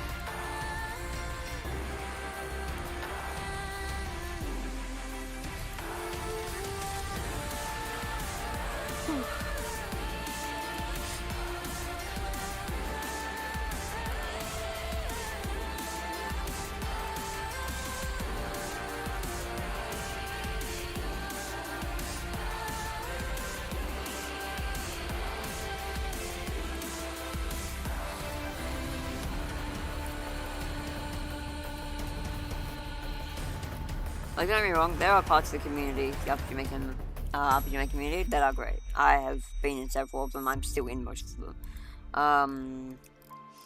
And the ones I have left, I haven't done so in a big way that's like, oh, I mean, outside of RPG Maker Net, but they're gone now anyway. But I left them, or rather, got myself banned from there, because back in those days, I had no self-control, and I wanted to get back to work, and I was having too much fun, like, playing around on the forums, and I'm like, okay, this needs to stop. So I was like, hey, Cantona, can you ban me, please? He's like, no, I fucking have self-control, Lamau. I'm like, alright, until you ban me, I'm gonna give you X hours, I think it was 12 hours, and, if you haven't banned me by then, I'm gonna post Donald Trump's, like, fucking stupid-ass face all over the forum. This was back in 2016, like, before he was even elected. So, yeah, that was funny, and, maybe 2015, anyway, so, I got banned, unsurprisingly, and that's fine, because that's what I wanted. I got what I needed. I'm like, cool, okay, I can get back to work.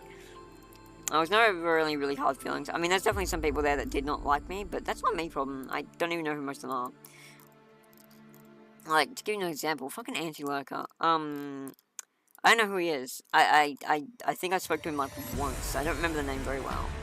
And he's been like throwing some mad shade around about me, and I'm like, dude, I don't even know you. Who are you again? Like, what did I say to piss you off? Like, I really incensed him, and I don't even know what I did. Because, like, yeah, I was toxic, but so was, like, everyone in that forum, you know, in a certain fashion. I just figured that's how it was, and that everyone was just like, oh yeah, no, no, apparently some people could dish it, but they couldn't take it. But I don't know what Antelope's deal is. I think we spoke like once or twice the entire time I was at Iron Man, and I was there for a while, and I was very active on the forums anyway.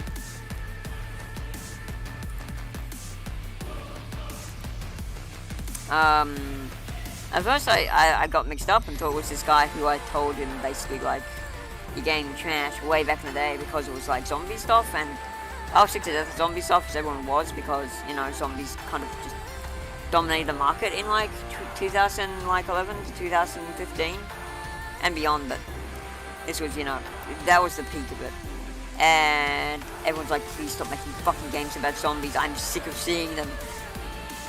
It was just that craze, and it was a stupid craze, because like zombies aren't even terrifying, they're stupid. And thankfully Undertale, I'm gonna just say it was Undertale killed it, because we got Sansa, Skeleton, and Papyrus, and they became the new rot, and that's fine, because skeletons are fucking cool. Also, it's whimsical, not this like thing where they were trying to use zombies as a horror element. It's like, dude, it's a brain-damaged corpse. How the fuck do you find this scary?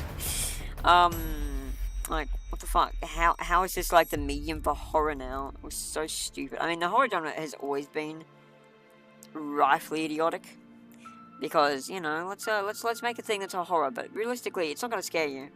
The reason being, we put the fact that it's a horror thing on the fucking box. You know what you're getting into, so the impact of any sort of horror is kind of just lost, because you're expecting the worst. And no matter how good a dev you are not going to be able to live up to the expectations that build in people. You might surprise them, or startle them, but, like, I've never seen a horror game that has psychologically damaged anyone, myself included. And I'm not, like, I'm like, mostly they're just fucking gross, or just fucking reaction bait. Which is the only reason fucking PewDiePie has a career. Beyond Minecraft, anyway. And the whole Minecraft thing, so I'm just gonna take a quick moment to explain this. The reason Minecraft became such a viable path for YouTube for ages is because the algorithm just boosted the fuck. It might have been a glitch, but most likely it was intentional. And people just jumped on the bandwagon because they realized, oh shit, Minecraft is really good for numbers. And so long as you got in at the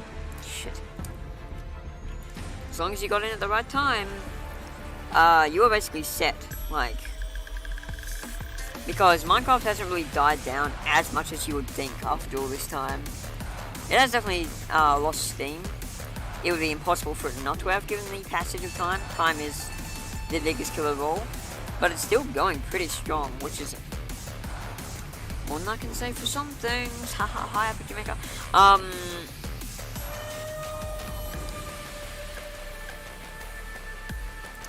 But yeah, so you just had this.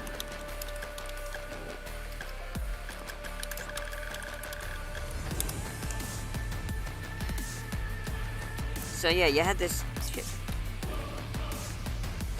You had that whole thing, so that's why Minecraft YouTubers became like such a big thing, even though not many of them were actually very good at the YouTube thing. Thankfully, that did not stick around forever, and like, after a point, YouTube just cut it off. So it doesn't work anymore. It was like, yeah, be there at the right time, right place, or you're fucked. And nowadays, it's pretty much impossible to become a big YouTuber because of how the system works, unless you're just really talented and good, and don't say things that can get you in trouble. For me, I don't have anything to worry about. The reason, I'm not monetized, and I never will be. So, I've basically got everything. I'm basically covered by the fact that they're not interested in doing anything to you if you're not making money on the platform. Like, what they're gonna do is just like, be like, okay, yeah, your videos don't get shown. and I've only had one video that's actually been blocked in countries, and it's always been those the typical ones that get blocked, that everything slightly controversial gets blocked in. Russia and Belarus, I think. Not Belarus. Belarus. Yeah, Belarus, Russia, and I think Germany sometimes has gotten it. That's like it though. And it's been like 3 videos. Just because the themes. I'm not sure exactly what. I can't remember now what videos they were. I just looked at them like, oh right, Russia and Belarus. Okay, sure, I don't care. Because most people who want to watch stuff on YouTube in Russia and Belarus are gonna have a fucking proxy anyway. I learned this from someone who actually was from Germany, who, like, were they back in the day when they had really tight, like, internet security. It's like, oh yeah, no, actually it's a proxy. Like, you think that's gonna stop me being on the internet? That's silly. And I'm like, oh, that makes complete sense. Like, it's crazy, like, easy to work out when you think about it. Because of course they're gonna use Of course they're gonna use proxies. That's completely fine, you know, like, whatever. Don't think they deserve to be banned from the internet just by the fact that of the country they're born in. But you know, the government's stupid about this kind of thing sometimes, so they're like, whatever, just fucking use a proxy, who cares? And yet, no one does. Like, never really had a bad experience with German people online. It's always been fucking people from Netherlands for some reason. And like, it's not like I actively try to point out that people from Netherlands are bad or anything. It's just like, Celiana is Dutch. She's from the Netherlands. And another person I had, now granted this was a guy who ran a Minecraft server, so this could have been someone from any country. But yeah, Minecraft RP server admin and his co-admin, they were both from the Netherlands, because they were brothers, I think, or siblings in some way, or related in some way. They weren't the worst by any means, they were fine, and I was quite a loose cannon back in those days. Like, far more like, well, just a lot more of, it's a lot more instigatory and much more easily aggravated than I am these days. People these days be like, oh, Remi toxic. It's like, dude, I was rancid. Because I changed and adapted, as the internet, like, grew up a bit. Because you gotta realize, I've been on the internet since, like, 2007. And 2007 was a tumultuous time. Especially in, like, the Minecraft area. Now, in places like RPG Maker, it's always been pretty laid back comparatively. And I had to just get a thick skin. Like, I couldn't just be like, oh, you hurt my feelings, can you not do that? Because people would just laugh at you. Like, you just had to fucking work out, okay, maybe I should just not take offense to this stupid, banal thing that was said. Because, like, who fucking cares? I've got better shit to do than be offended by, like, some random-ass name call. Like, people get upset about name calling, even when it's, like, slow related. Now, granted, the N-word is an exception, but, like, when, like, I say retard all the time, and, like, no one cares. And if anyone in my audience does, I'm not apologizing, because censoring words is actually dangerous. For the you know, the continuation of everything. Cottontail VA, wait, what's Cottontail? No, sorry, Melody, VTuber, much more successful than me, much more existent. She did a whole, like, passage about it, and it was like, wow, yeah, no, she obviously thought this through. Because, yeah, it is basically, in some respects, a way of, like, basically silencing critique, but it's also a way of, it also is dangerous, because, you know, like, words like SA and, kill, they're just blocked on YouTube now, and it's really dumb, because you need that context sometimes. And for people to go and then be like, well, you know, that word offends people, so you can't say it anymore, is immensely stupid. It's immensely stupid because sometimes you need those words to say, hey, this guy is trying to kill me. If you say this guy's trying to unalive me, it'll be impossible to know if you're supposed to be taking that seriously. And you know, like, these words only have the power you give to them. Like, again, the N-word is an exception because we're not even supposed to use that. It's like a sacred word for the people who, you know, are behind it. There's no equivalent in white people language because we don't have any sacred words because nothing about English is sacred. We just stole from everyone else and called it ours. That's why our language has no really solid fucking rules, and there's exceptions to the rules that are there all the time. Like, oh yeah, C makes a curse sound, right? Ha, wrong. It can make a sus sound. It can also make a ch sound because we also stole from the Italians. Like cello is a good example. Like usually ch is ch, but cello does not have an h in it. And for the longest time, this confused me because I was like, oh, okay, well, there's no h there, so it must be cello. And people were like, what the fuck are you saying? And I'm like, the instrument thingy that makes the, like, it's like a violin, but softer, like, and more deep. And they're like, you mean a cello? I'm like, wait, that's how you pronounce that? Why is it pronounced like that? It has not even, does it actually have an H in it? And I was just looking at the wrong fucking spelling. They're like, oh, no, look, dude, here's the thing. It's an Italian word, and we appropriated it because English. And that's when I learned, oh, wow, okay, yeah, English is bullshit. That's hilarious. So, yeah, that's... And, yeah, so if you wondered why we have all these bizarre words that don't seem like they match with the rest and that's inconsistent, that's because it is. Because we just stole from everyone else. Like, our language is a complete fucking mongrel dog of a language, just like most white people. What, purebred white people? No such thing. We're all we're like mixes of fucking all sports. I mean, 80% of us have fucking Genghis Khan in us because, you know, he fucked a lot. It'd be a small, tiny fragmented percentage. But the chances are, if you're a human being and you're alive, it was higher than 0%. There was a higher than 0% chance that you've got Genghis Khan cells in your body, like DNA. Like, that dude was like the prodigal fucker. He got around. Because, you know, he raped all the people. Mongols. But yeah. And yeah, he was basically the biggest Chad in history. And that's not a glowing endorsement. He was kind of a piece of shit. But we can look through the lens of history now and just be like, that's funny. Because, you know, history... Why does history exist except if not to be laughed at? I mean, look at Hitler. He did horrible things. Like, absolutely horrible, wretched things. But he's a joke. He's a fucking joke nowadays. It's still a joke we take seriously in the right context. But you can make a joke about how, you know, Hitler was, like, this dude. And people are like, oh, yeah, no, that's fucking funny. I mean, unless they're, like, really weird about it. Don't do it to Holocaust survivors. Granted, there's not many of those left, because the Holocaust was back in the 1920s? No, wait, I'm getting the boards mixed up. 1940s. 1940s through to, like, early 1950s. So, most of the people who survived the Holocaust are about 80 now. Like, at the youngest. So, and, like, they went through horrible shit, so the chances are that they live beyond the age of 80 are incredibly slim. The only one I know is Nuxnor's dad. As far as I know, he's still alive. And he's, like, 84 or something, or maybe even older. I don't know exactly. I just know he would be over 80. But, yeah, you think about it, 1950, is currently 84 years ago.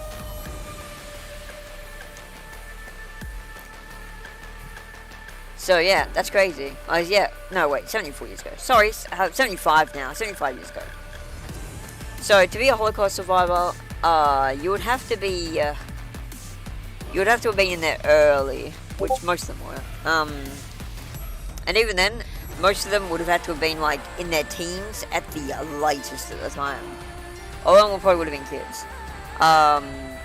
So, yeah, like, and it was a fucked up part of history. Like, don't joke about the Holocaust. Like, okay? That's fucked up. Don't be fucking Hassan. Hang on, someone's bugging me. Oh, it's PJ. Hang on, I gotta take this.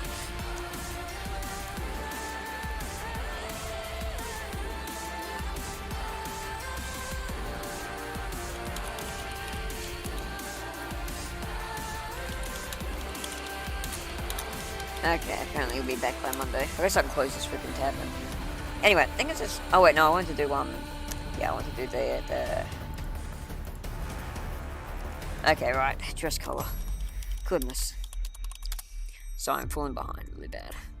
I get distracted talking. And then nothing gets done.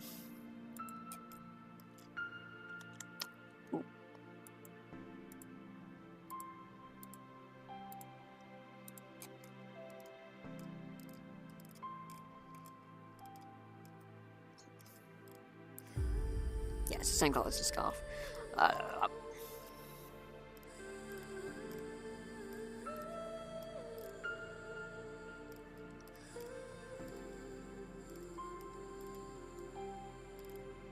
Maybe it's the socks too. No, I want to make the socks white. I can make the shoes that color though. Yeah. Oh wait, maybe just the straps. That's a good idea. I want to make the platforms. No, I'll make the platforms that color.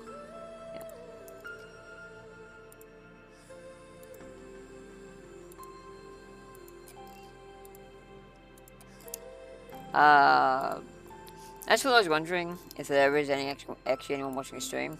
When will I be doing Elden Ring again? Probably pretty soon. I'm currently not in the I just had my last art workshop for the week recently, like today. That was today, that's why I wasn't here much of today. So there's a pretty good chance it'll be within, before Tuesday. Because I do love the game, I've been playing it a lot just off stream. I also did a stream with my friends. So basically, I passed Margit.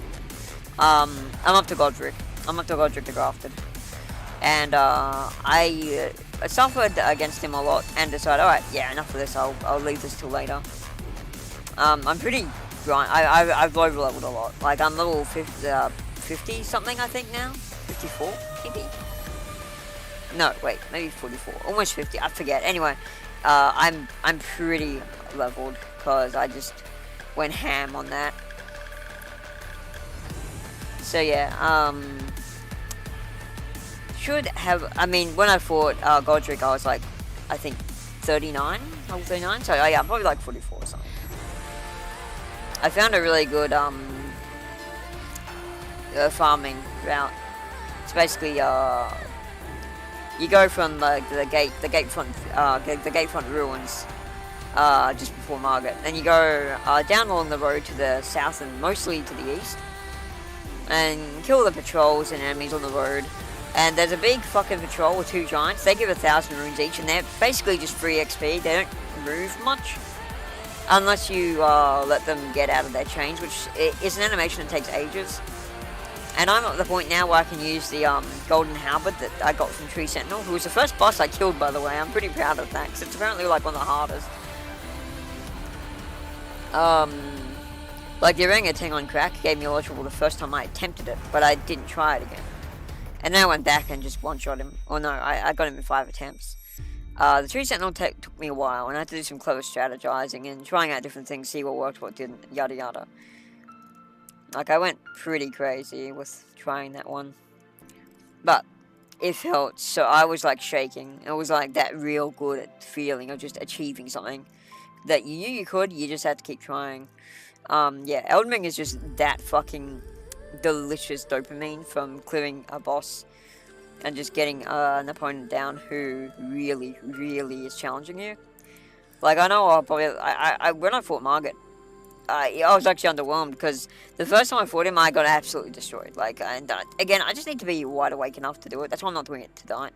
Because I've been awake since midday today, or before then. Like, yeah, since 11. And it is currently 12, so I've been awake 13 hours. So, you know, it's probably be fine, but also my mum's asleep, and I made a pact because I woke her up, because I was like, one night when I was fighting Margit, I woke her up a few times, and she told me in the morning after. She was a sweetheart and just didn't bother, like, saying anything. But yeah, I agreed that, yeah, no, I just won't play it after she's gone to bed. Because, you know, my routine's fucked, but that should not ever be her problem. Oh, right. There's the other thing I gotta do. I knew I was missing something, I just couldn't think what. Because I'm talking instead of doing my job. Well, not my job, but my hobby. But you know, I like talking. I think I have said this before. This is also going to be the color I use for the dark screwer. Yeah.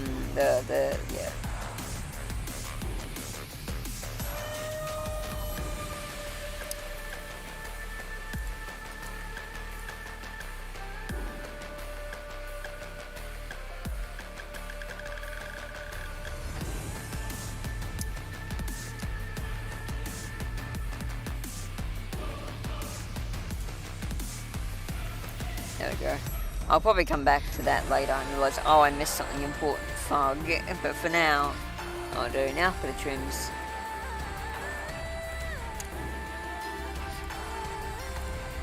Which is also usually where I put the colour for the ribbons. Please, you make them the same. So I might make her trims gold. Originally I was going to go with a deep red or an orange, but I think gold is a better prospect because it like gives her that regal look.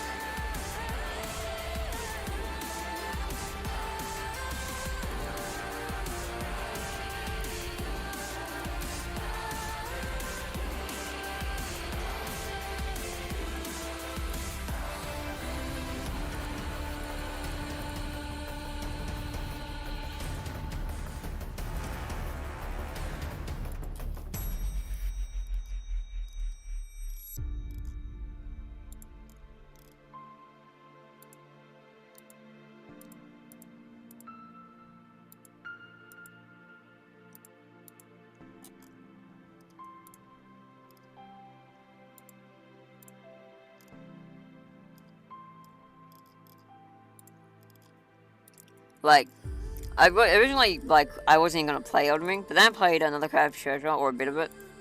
I was like, yeah, okay, I could actually see myself getting into this, because I had an epiphany when I was playing Ultra Kill, right? And I realized I enjoyed that feeling of accomplishment, of overpowering a boss, and finally succeeding in a game that, you know, is hard. I began to enjoy difficulty. It happened very recently, but now I'm fucking hooked on that dopamine. And so I was like, I wonder if I could actually handle Souls games. Because I have tried it before. I have tried playing Dark Souls, I think the first Dark Souls. And I got my ass kicked and I didn't, like, want to do it anymore. That was the initial experience I had with Dark Souls. So I just thought, okay, no, this genre, it's not for me. I can definitely see why people enjoy it. But I just figured this is not my kind of thing. It's not my cup of tea. I like games that are more casual, friendly. But then I played and found the appeal in Ultra Kill and all that, and I'm like, you know what? Maybe it's time to give this genre another go. So my bro recommended Crab Souls, or another Crab's Treasure. If you haven't heard of it, it's a more indie title, not by FromSoft, I don't think. I'd actually have to double check. It might be FromSoft, but I don't think so. And it's really good. It's really good. It's a really good entry point. That's why I was, and I'm like, yeah, okay, I'm into this. I like this. I killed the equivalent of Tree Sentinel in it too, which I felt pretty good about. I had to go back and try it after he basically told me to fuck off. Which is, you know, what those bosses do sometimes. But I came back and I was able to beat him after a few tries. Like, it wasn't an instant thing. It wasn't an immediate, like, oh yeah, I'm so much stronger now, I'm so much cooler. You still have to actually put the work in.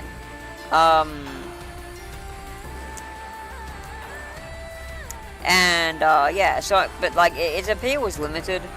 I had trouble getting into it, not because of the difficulty, just because of other factors. Like, one, you're stuck as this crab, which, you know, crabs are fine, but I couldn't really enjoy, like, the prospect of my character. As much as, like, I thought I might. Because I'm very big into character building. I love just building a character who fucks shit up and has fun in the world. But the character, like, there's nothing wrong with a character that has its own direction. It just, you know, I didn't really feel like I got, like, the crab was relatable, but not as relatable to me as it probably was to some people. Because I've never been in a situation where I've been POV, and don't get me wrong, the game is whimsical as fuck, and I love that part of it. The game's humor is top tier. It's like probably the funniest fucking game I've played that's in the Souls genre. Granted, that's like anything FromSoft makes is not very like humorous, so it doesn't have much competition in that regard. But it's very zany humor, very fun, lighthearted. It's like everything Souls is, but without the, you know, grimdark. Like, it is hard, like, don't get me wrong, and it's got the, it has got some, like, it is dark, but in a different way. It's like, it's like Oddworld in that it's, got a eco-active, it basically, yeah, it's a, there's a word for it, as everyone says about Abe as well, like, it's an eco-activist game, I guess you could say. Like, but it's good. It's really good. But then I was watching some reactions to Maxwell's like not playthroughs, videos in regards to Elden Ring, because I'm a huge Maxwell fan, not sure you can tell. I've got a few YouTubers I really like watching. And, yeah, some people were, like, talking about what they did with their Elden Ring builds and characters. I'm like, oh, shit. That actually sounds really cool. And, like, my brain just started buzzing with all the cool builds I could try. Like, one of the ones I had an idea for, I haven't done it yet because I'm new to the game, and I don't know where to get the items that would make it work. But yeah, like a bleed ranged build, like arrows and bleed, and so you can just, like, really cheese build, so you can just get up somewhere where enemies can't hit you and just watch them bleed to death. Well, they can't do anything to you. But I wanted to start out with a strength build, like Unga Bunga, because I know I'm typically that kind of person anyway. Like, to give you an idea, I main warrior in World of Warcraft, in just about every single version of it I play. Season of Discovery ended up maining Rogue, but that's just a different kind of Unga Bunga. Also, you get a gun, like, in SOD, so also a bit of an exception. But yeah, and then in Final Fantasy 14, my main is Warrior or Marauder. And, yeah, I've always been into the Unga Bunga playstyle. So I was like, yeah, fuck it, I'll try Warrior first, because I'll probably enjoy it, and it'll probably be a good entry point, because it's hard, but it's good for getting used to Soul games. Because if you do caster build, it kind of trivializes a lot of the encounters, but then fucks you up later when you get into things that are actually hard. So yeah, I did a fucking melee build, and oh my god, I've been enjoying it. I really want to make more characters and try out other builds. Like, I really want to do a caster build now that I've gotten a bit better at knowing what is what. So yeah, I've got a Vagabond, and it's just basically based on me. It's called Remi-Chan, I think. I was going to go for something more complex, but they actually have a little character limit, which is, disappointing.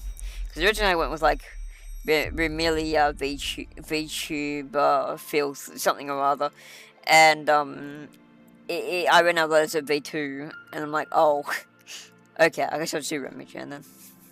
That was actually on the stream, the one stream I did of it so far. And yeah, it took me some getting used to, but it was really good fun. And I've been enjoying it immensely. I'm really looking forward to doing a Dex build, cause I found a dude with a crazy hat, and I fought him. I killed him. It was challenging-ish. I mean, I didn't die even once because he's not really a boss. He's a mini boss, and he's kind of a joke of one. Well, at least to me at the time. Like, I was level 37, I think, when I fought him, which is way higher level than you're supposed to be. And I had the long half axe, which is basically like a really good strength Unga Bunga build weapon. Also, I had my horse and a halberd. I think I was actually using I think I was actually at the point where I could use the, what do you call it, the fucking golden halberd at that point, which is a really strong weapon.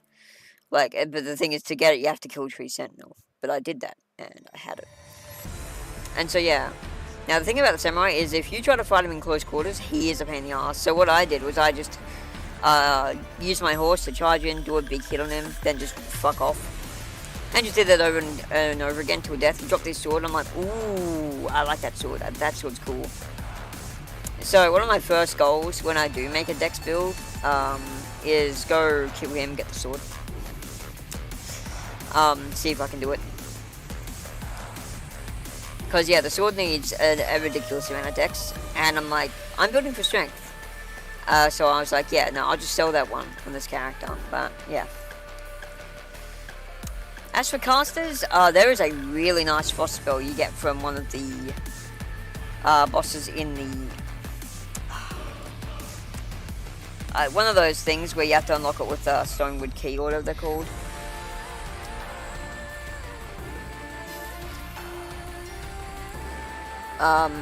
And since my caster will probably be based on the Sphere of Frost spell, I do want to really, like, find out what I can get. Haven't seen many spells yet, but I think a lot of that is based on the fact that I just haven't fought many caster mobs. Like, Limgrave is incredibly packed with not casters. Like, it's mostly fucking beasts and just humans who attack you, not with magic. Hell, the only casters I can think of are the ones in, I think the first casters you either encounter, the first human casters you encounter, beyond just the weak, pissy ones on the road who with the warbands with the fire torches and the shield guys, and just the like regular like banished who just can't do anything really. I think outside of that, the first time you fight a legitimate caster mob is in it's past Margate in Stormvale Castle. Also, paradoxically, the most dangerous fucking mob I've found in the game so far has not been any of the bosses, not any of the enemies people have PTSD about, and not even the trap that sends you to that fucking hell mine in Caelid. I mean, the cum shrimps are fucked, but you can easily avoid them and get out. I was quite leveled when I got there as well, so I was able to manage. I didn't lose any of my souls. But, yeah, holy fuck. The fucking Maltese Terriers, or rather, I think they're meant to be German sheepdogs. But they when I first saw them, I'm like, how am I having more trouble with Maltese Terriers than an actual pack of wolves? And yeah, they just do that Unga Bunga thing where they just cut your entire stamina bar down in one combo. It's really nasty. So yeah, they are fuckers. And the other mobs are the fucking gargoyles in the catacombs, or crypts or whatever. Because they just, oh shit. No, never mind, I just turned off. Oh fuck. Wow, I did do that. I'm so dumb. Please don't do that. Please let me undo that. Please let me undo that. Right, I beg. Okay, thank fuck. Yeah, I did that on the line work layout. Thank fuck I noticed it early on. Trim's color, here we go. That's what it's supposed to. I was thinking that was too bright, and I was coloring too much of the black. I'm like, wait a minute, did I do something wrong?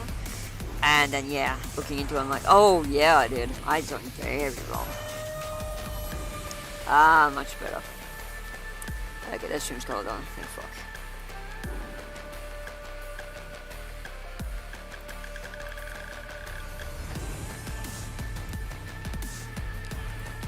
Alright, so I also might do a thing where I grab the frick work layout and select the claws at the top.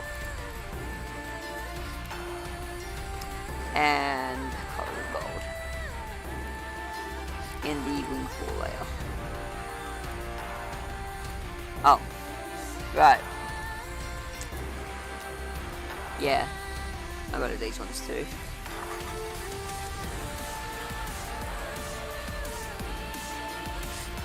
Man, I do love this music. For those wondering, this is Hikari from Punishment Great Raven. Like many of the tracks I've been playing recently, I've been introduced to this one and the OST of the game by Maxor. So, props to him for having really good taste in music.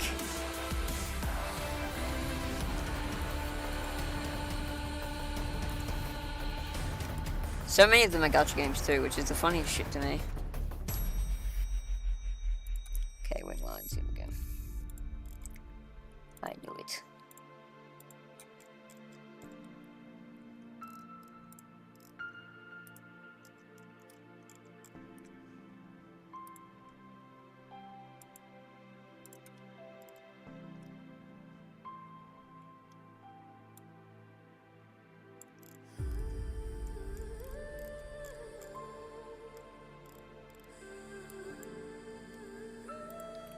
Alright, there we go. Alrighty, now I've got to decide some other things. So I think I like the scarf and pant colours the same. So we've got to decide what colour that's going to be. Will it be a deep red? I think I'll make this the sash deep red. Or the obi, rather. I respectively call it an obi.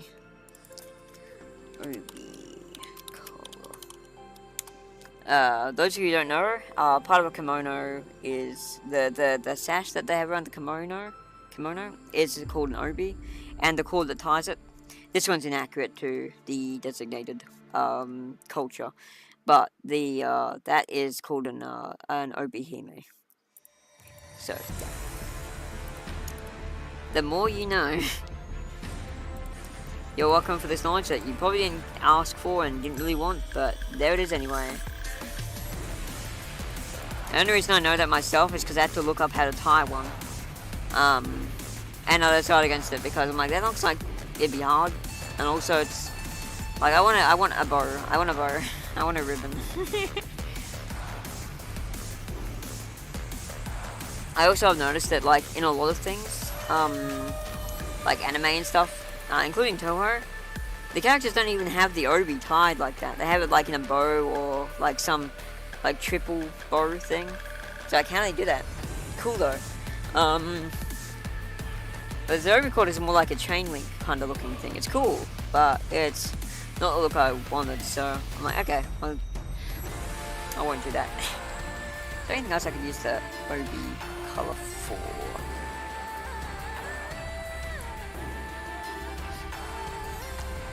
No, fuck it. I'll make it the scarf pants, and the pants can be their own thing.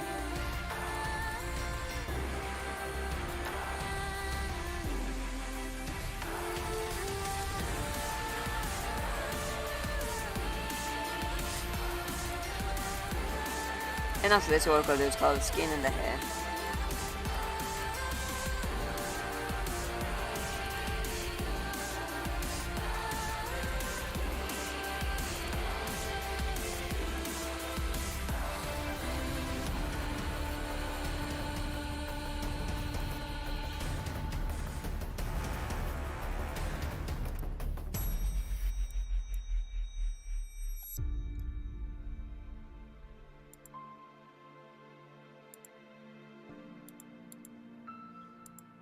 Let's see, obi color, here we go. Bit deeper.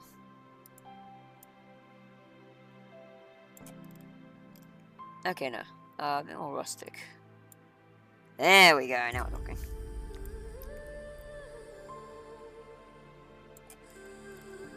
Maybe a bit darker. Okay, yeah, I'm happy with that. Okay. Now pant. I guess I should call them what they are, which is a color.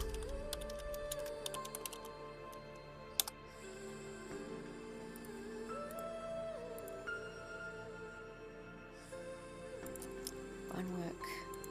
Oh right, the socks. They're gonna be white.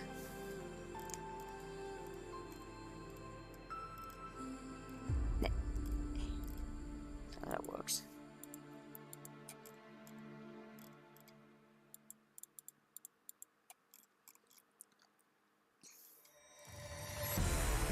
I don't change this music. It's been a lot.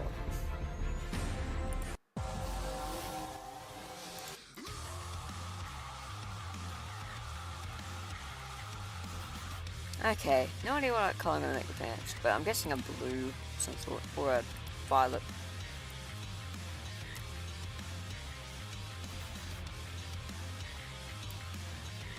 Oops, not that. Wrong color, wrong layer.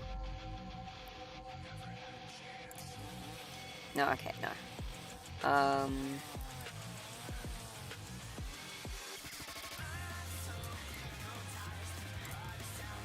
You know what, let's make a whitish color. Oh wait, but they've got those streaks in them, so I want to make them a bit more colourful. I think that dark blue idea was a good one. That's too light. Might be too dark there. Yeah, that's good. Okay, now for that white colour for the socks.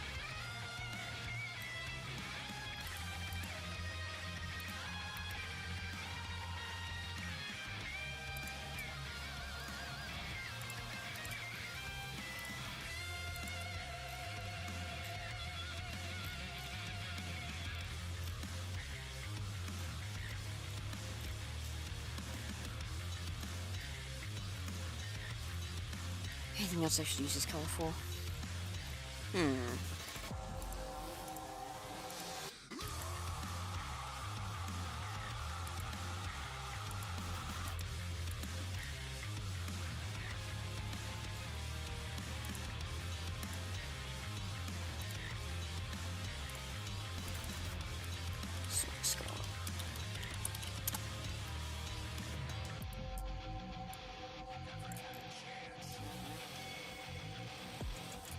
That's too wide.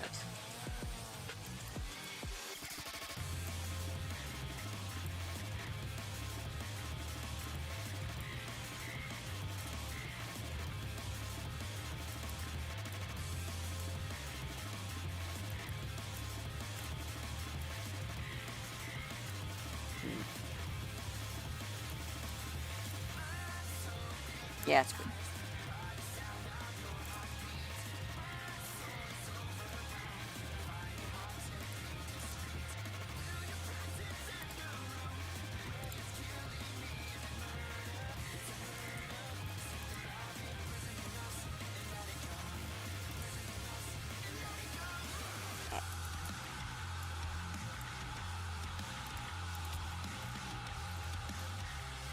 Before I go any further, I'm going to do these Ibex.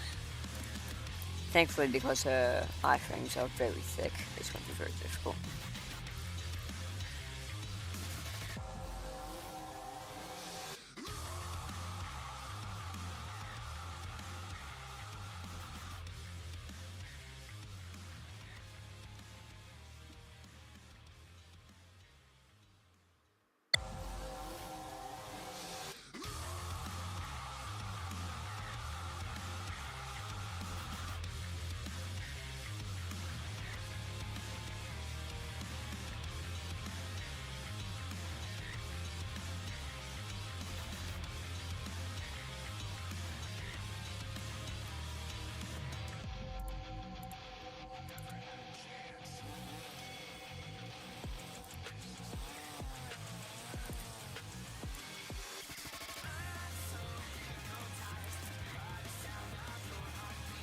Okay.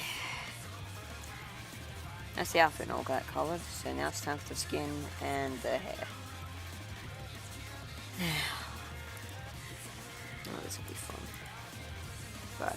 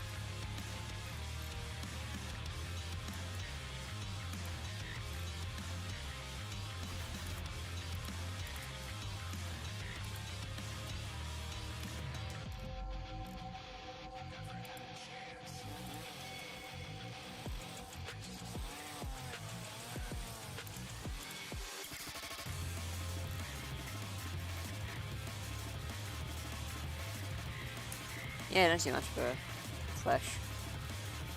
Doesn't even have a neck because it's covered by the scarf. If you want to say fun with me, it makes this shit easy.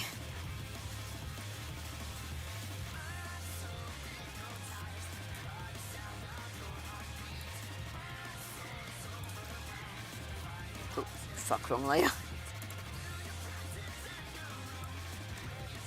Definitely not the right kind of colour. There we go, it's gonna look good.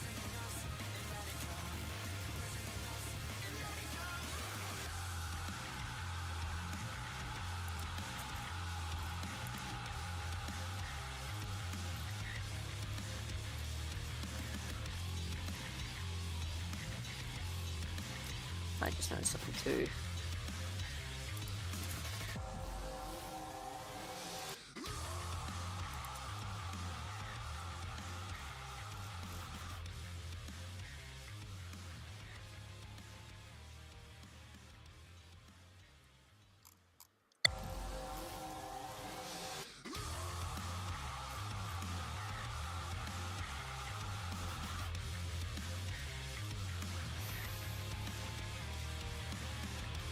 Alrighty, that slows the hair.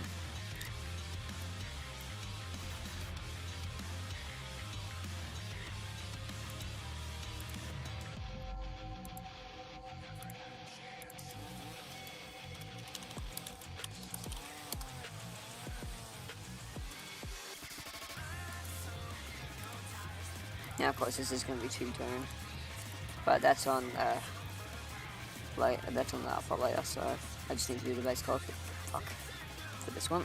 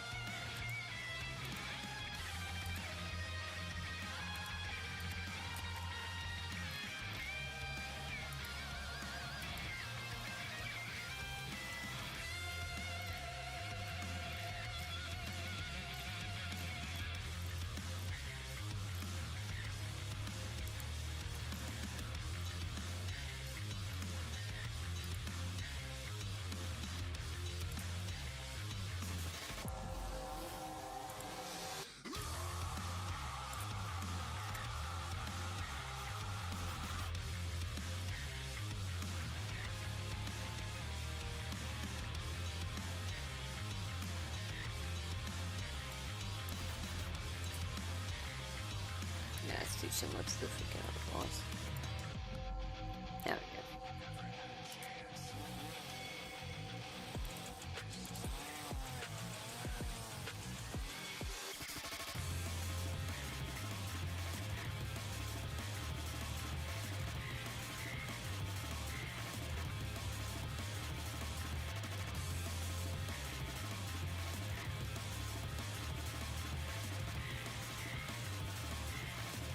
The skin looks a bit too grey.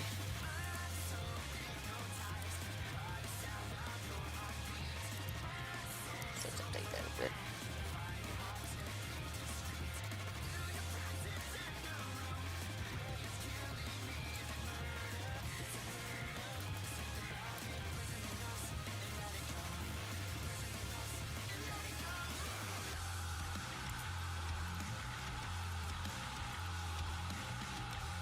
Oh yeah, right, the eyebrows.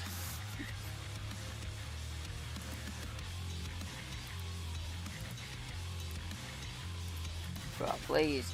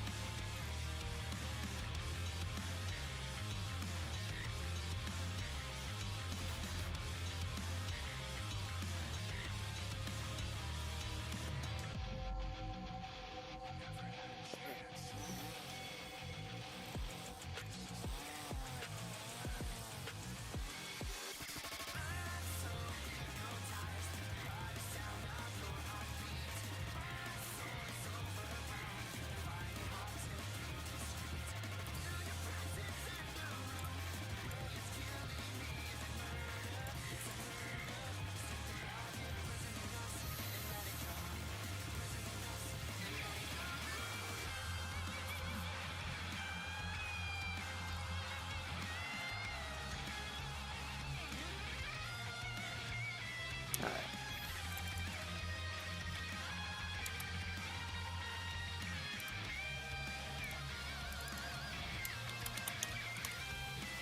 Gonna make a couple different mouths.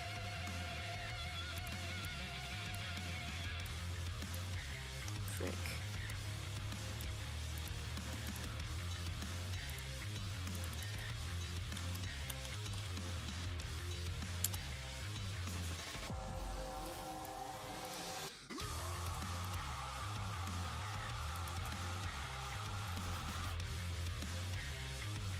Oh. Oops. Get a spread brush now.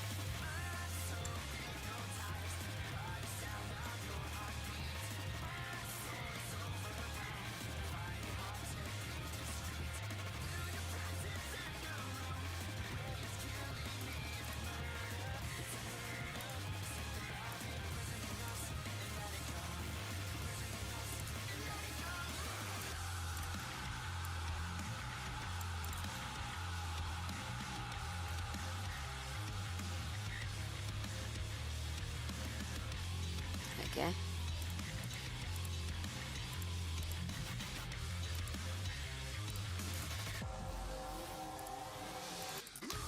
Mouse 3.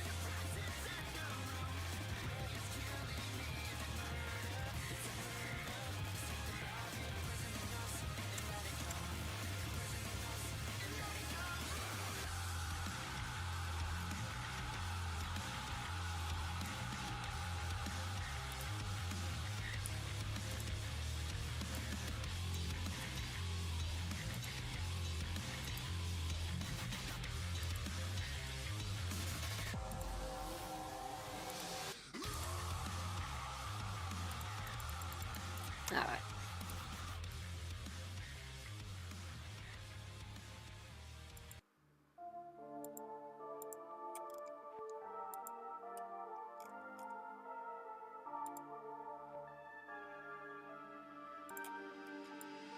Oops.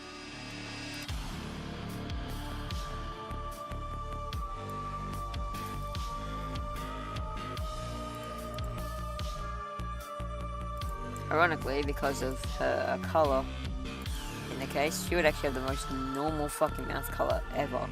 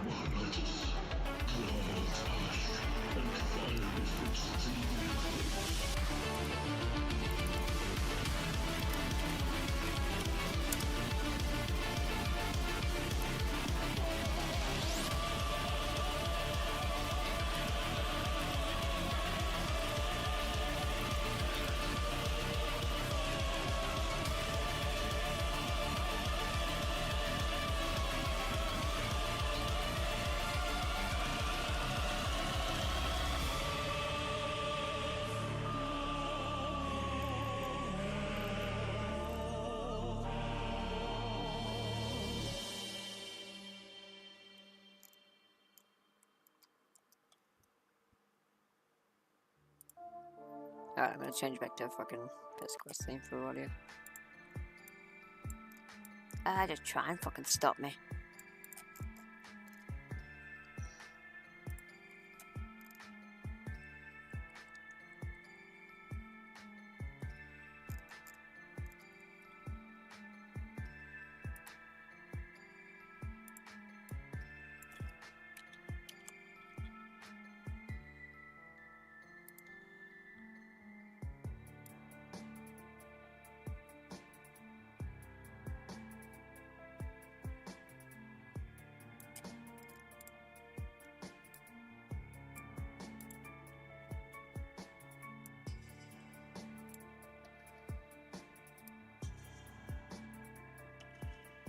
Okay, yeah, that's once. Cool.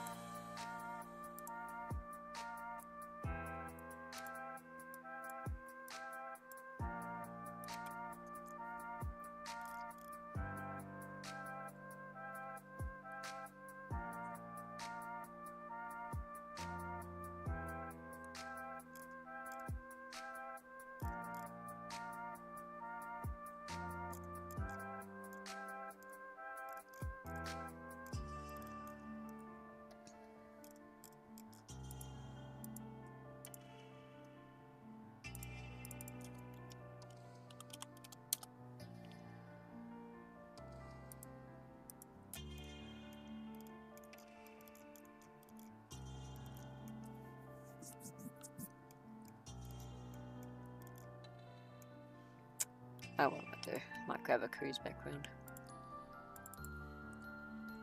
Just as a placeholder at least. Passwords.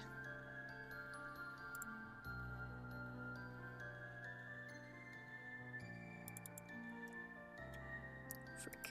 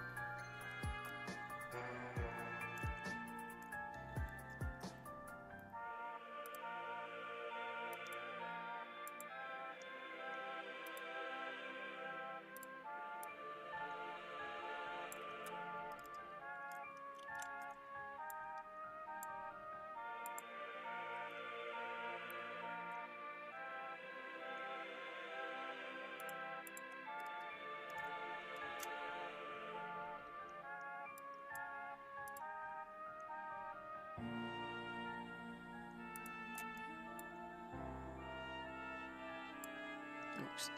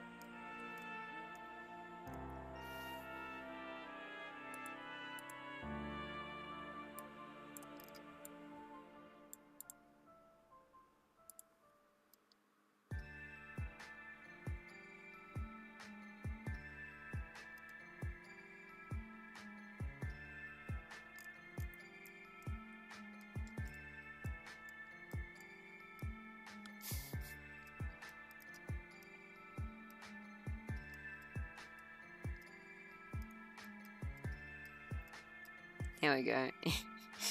Mock-up screenshot for Beyond.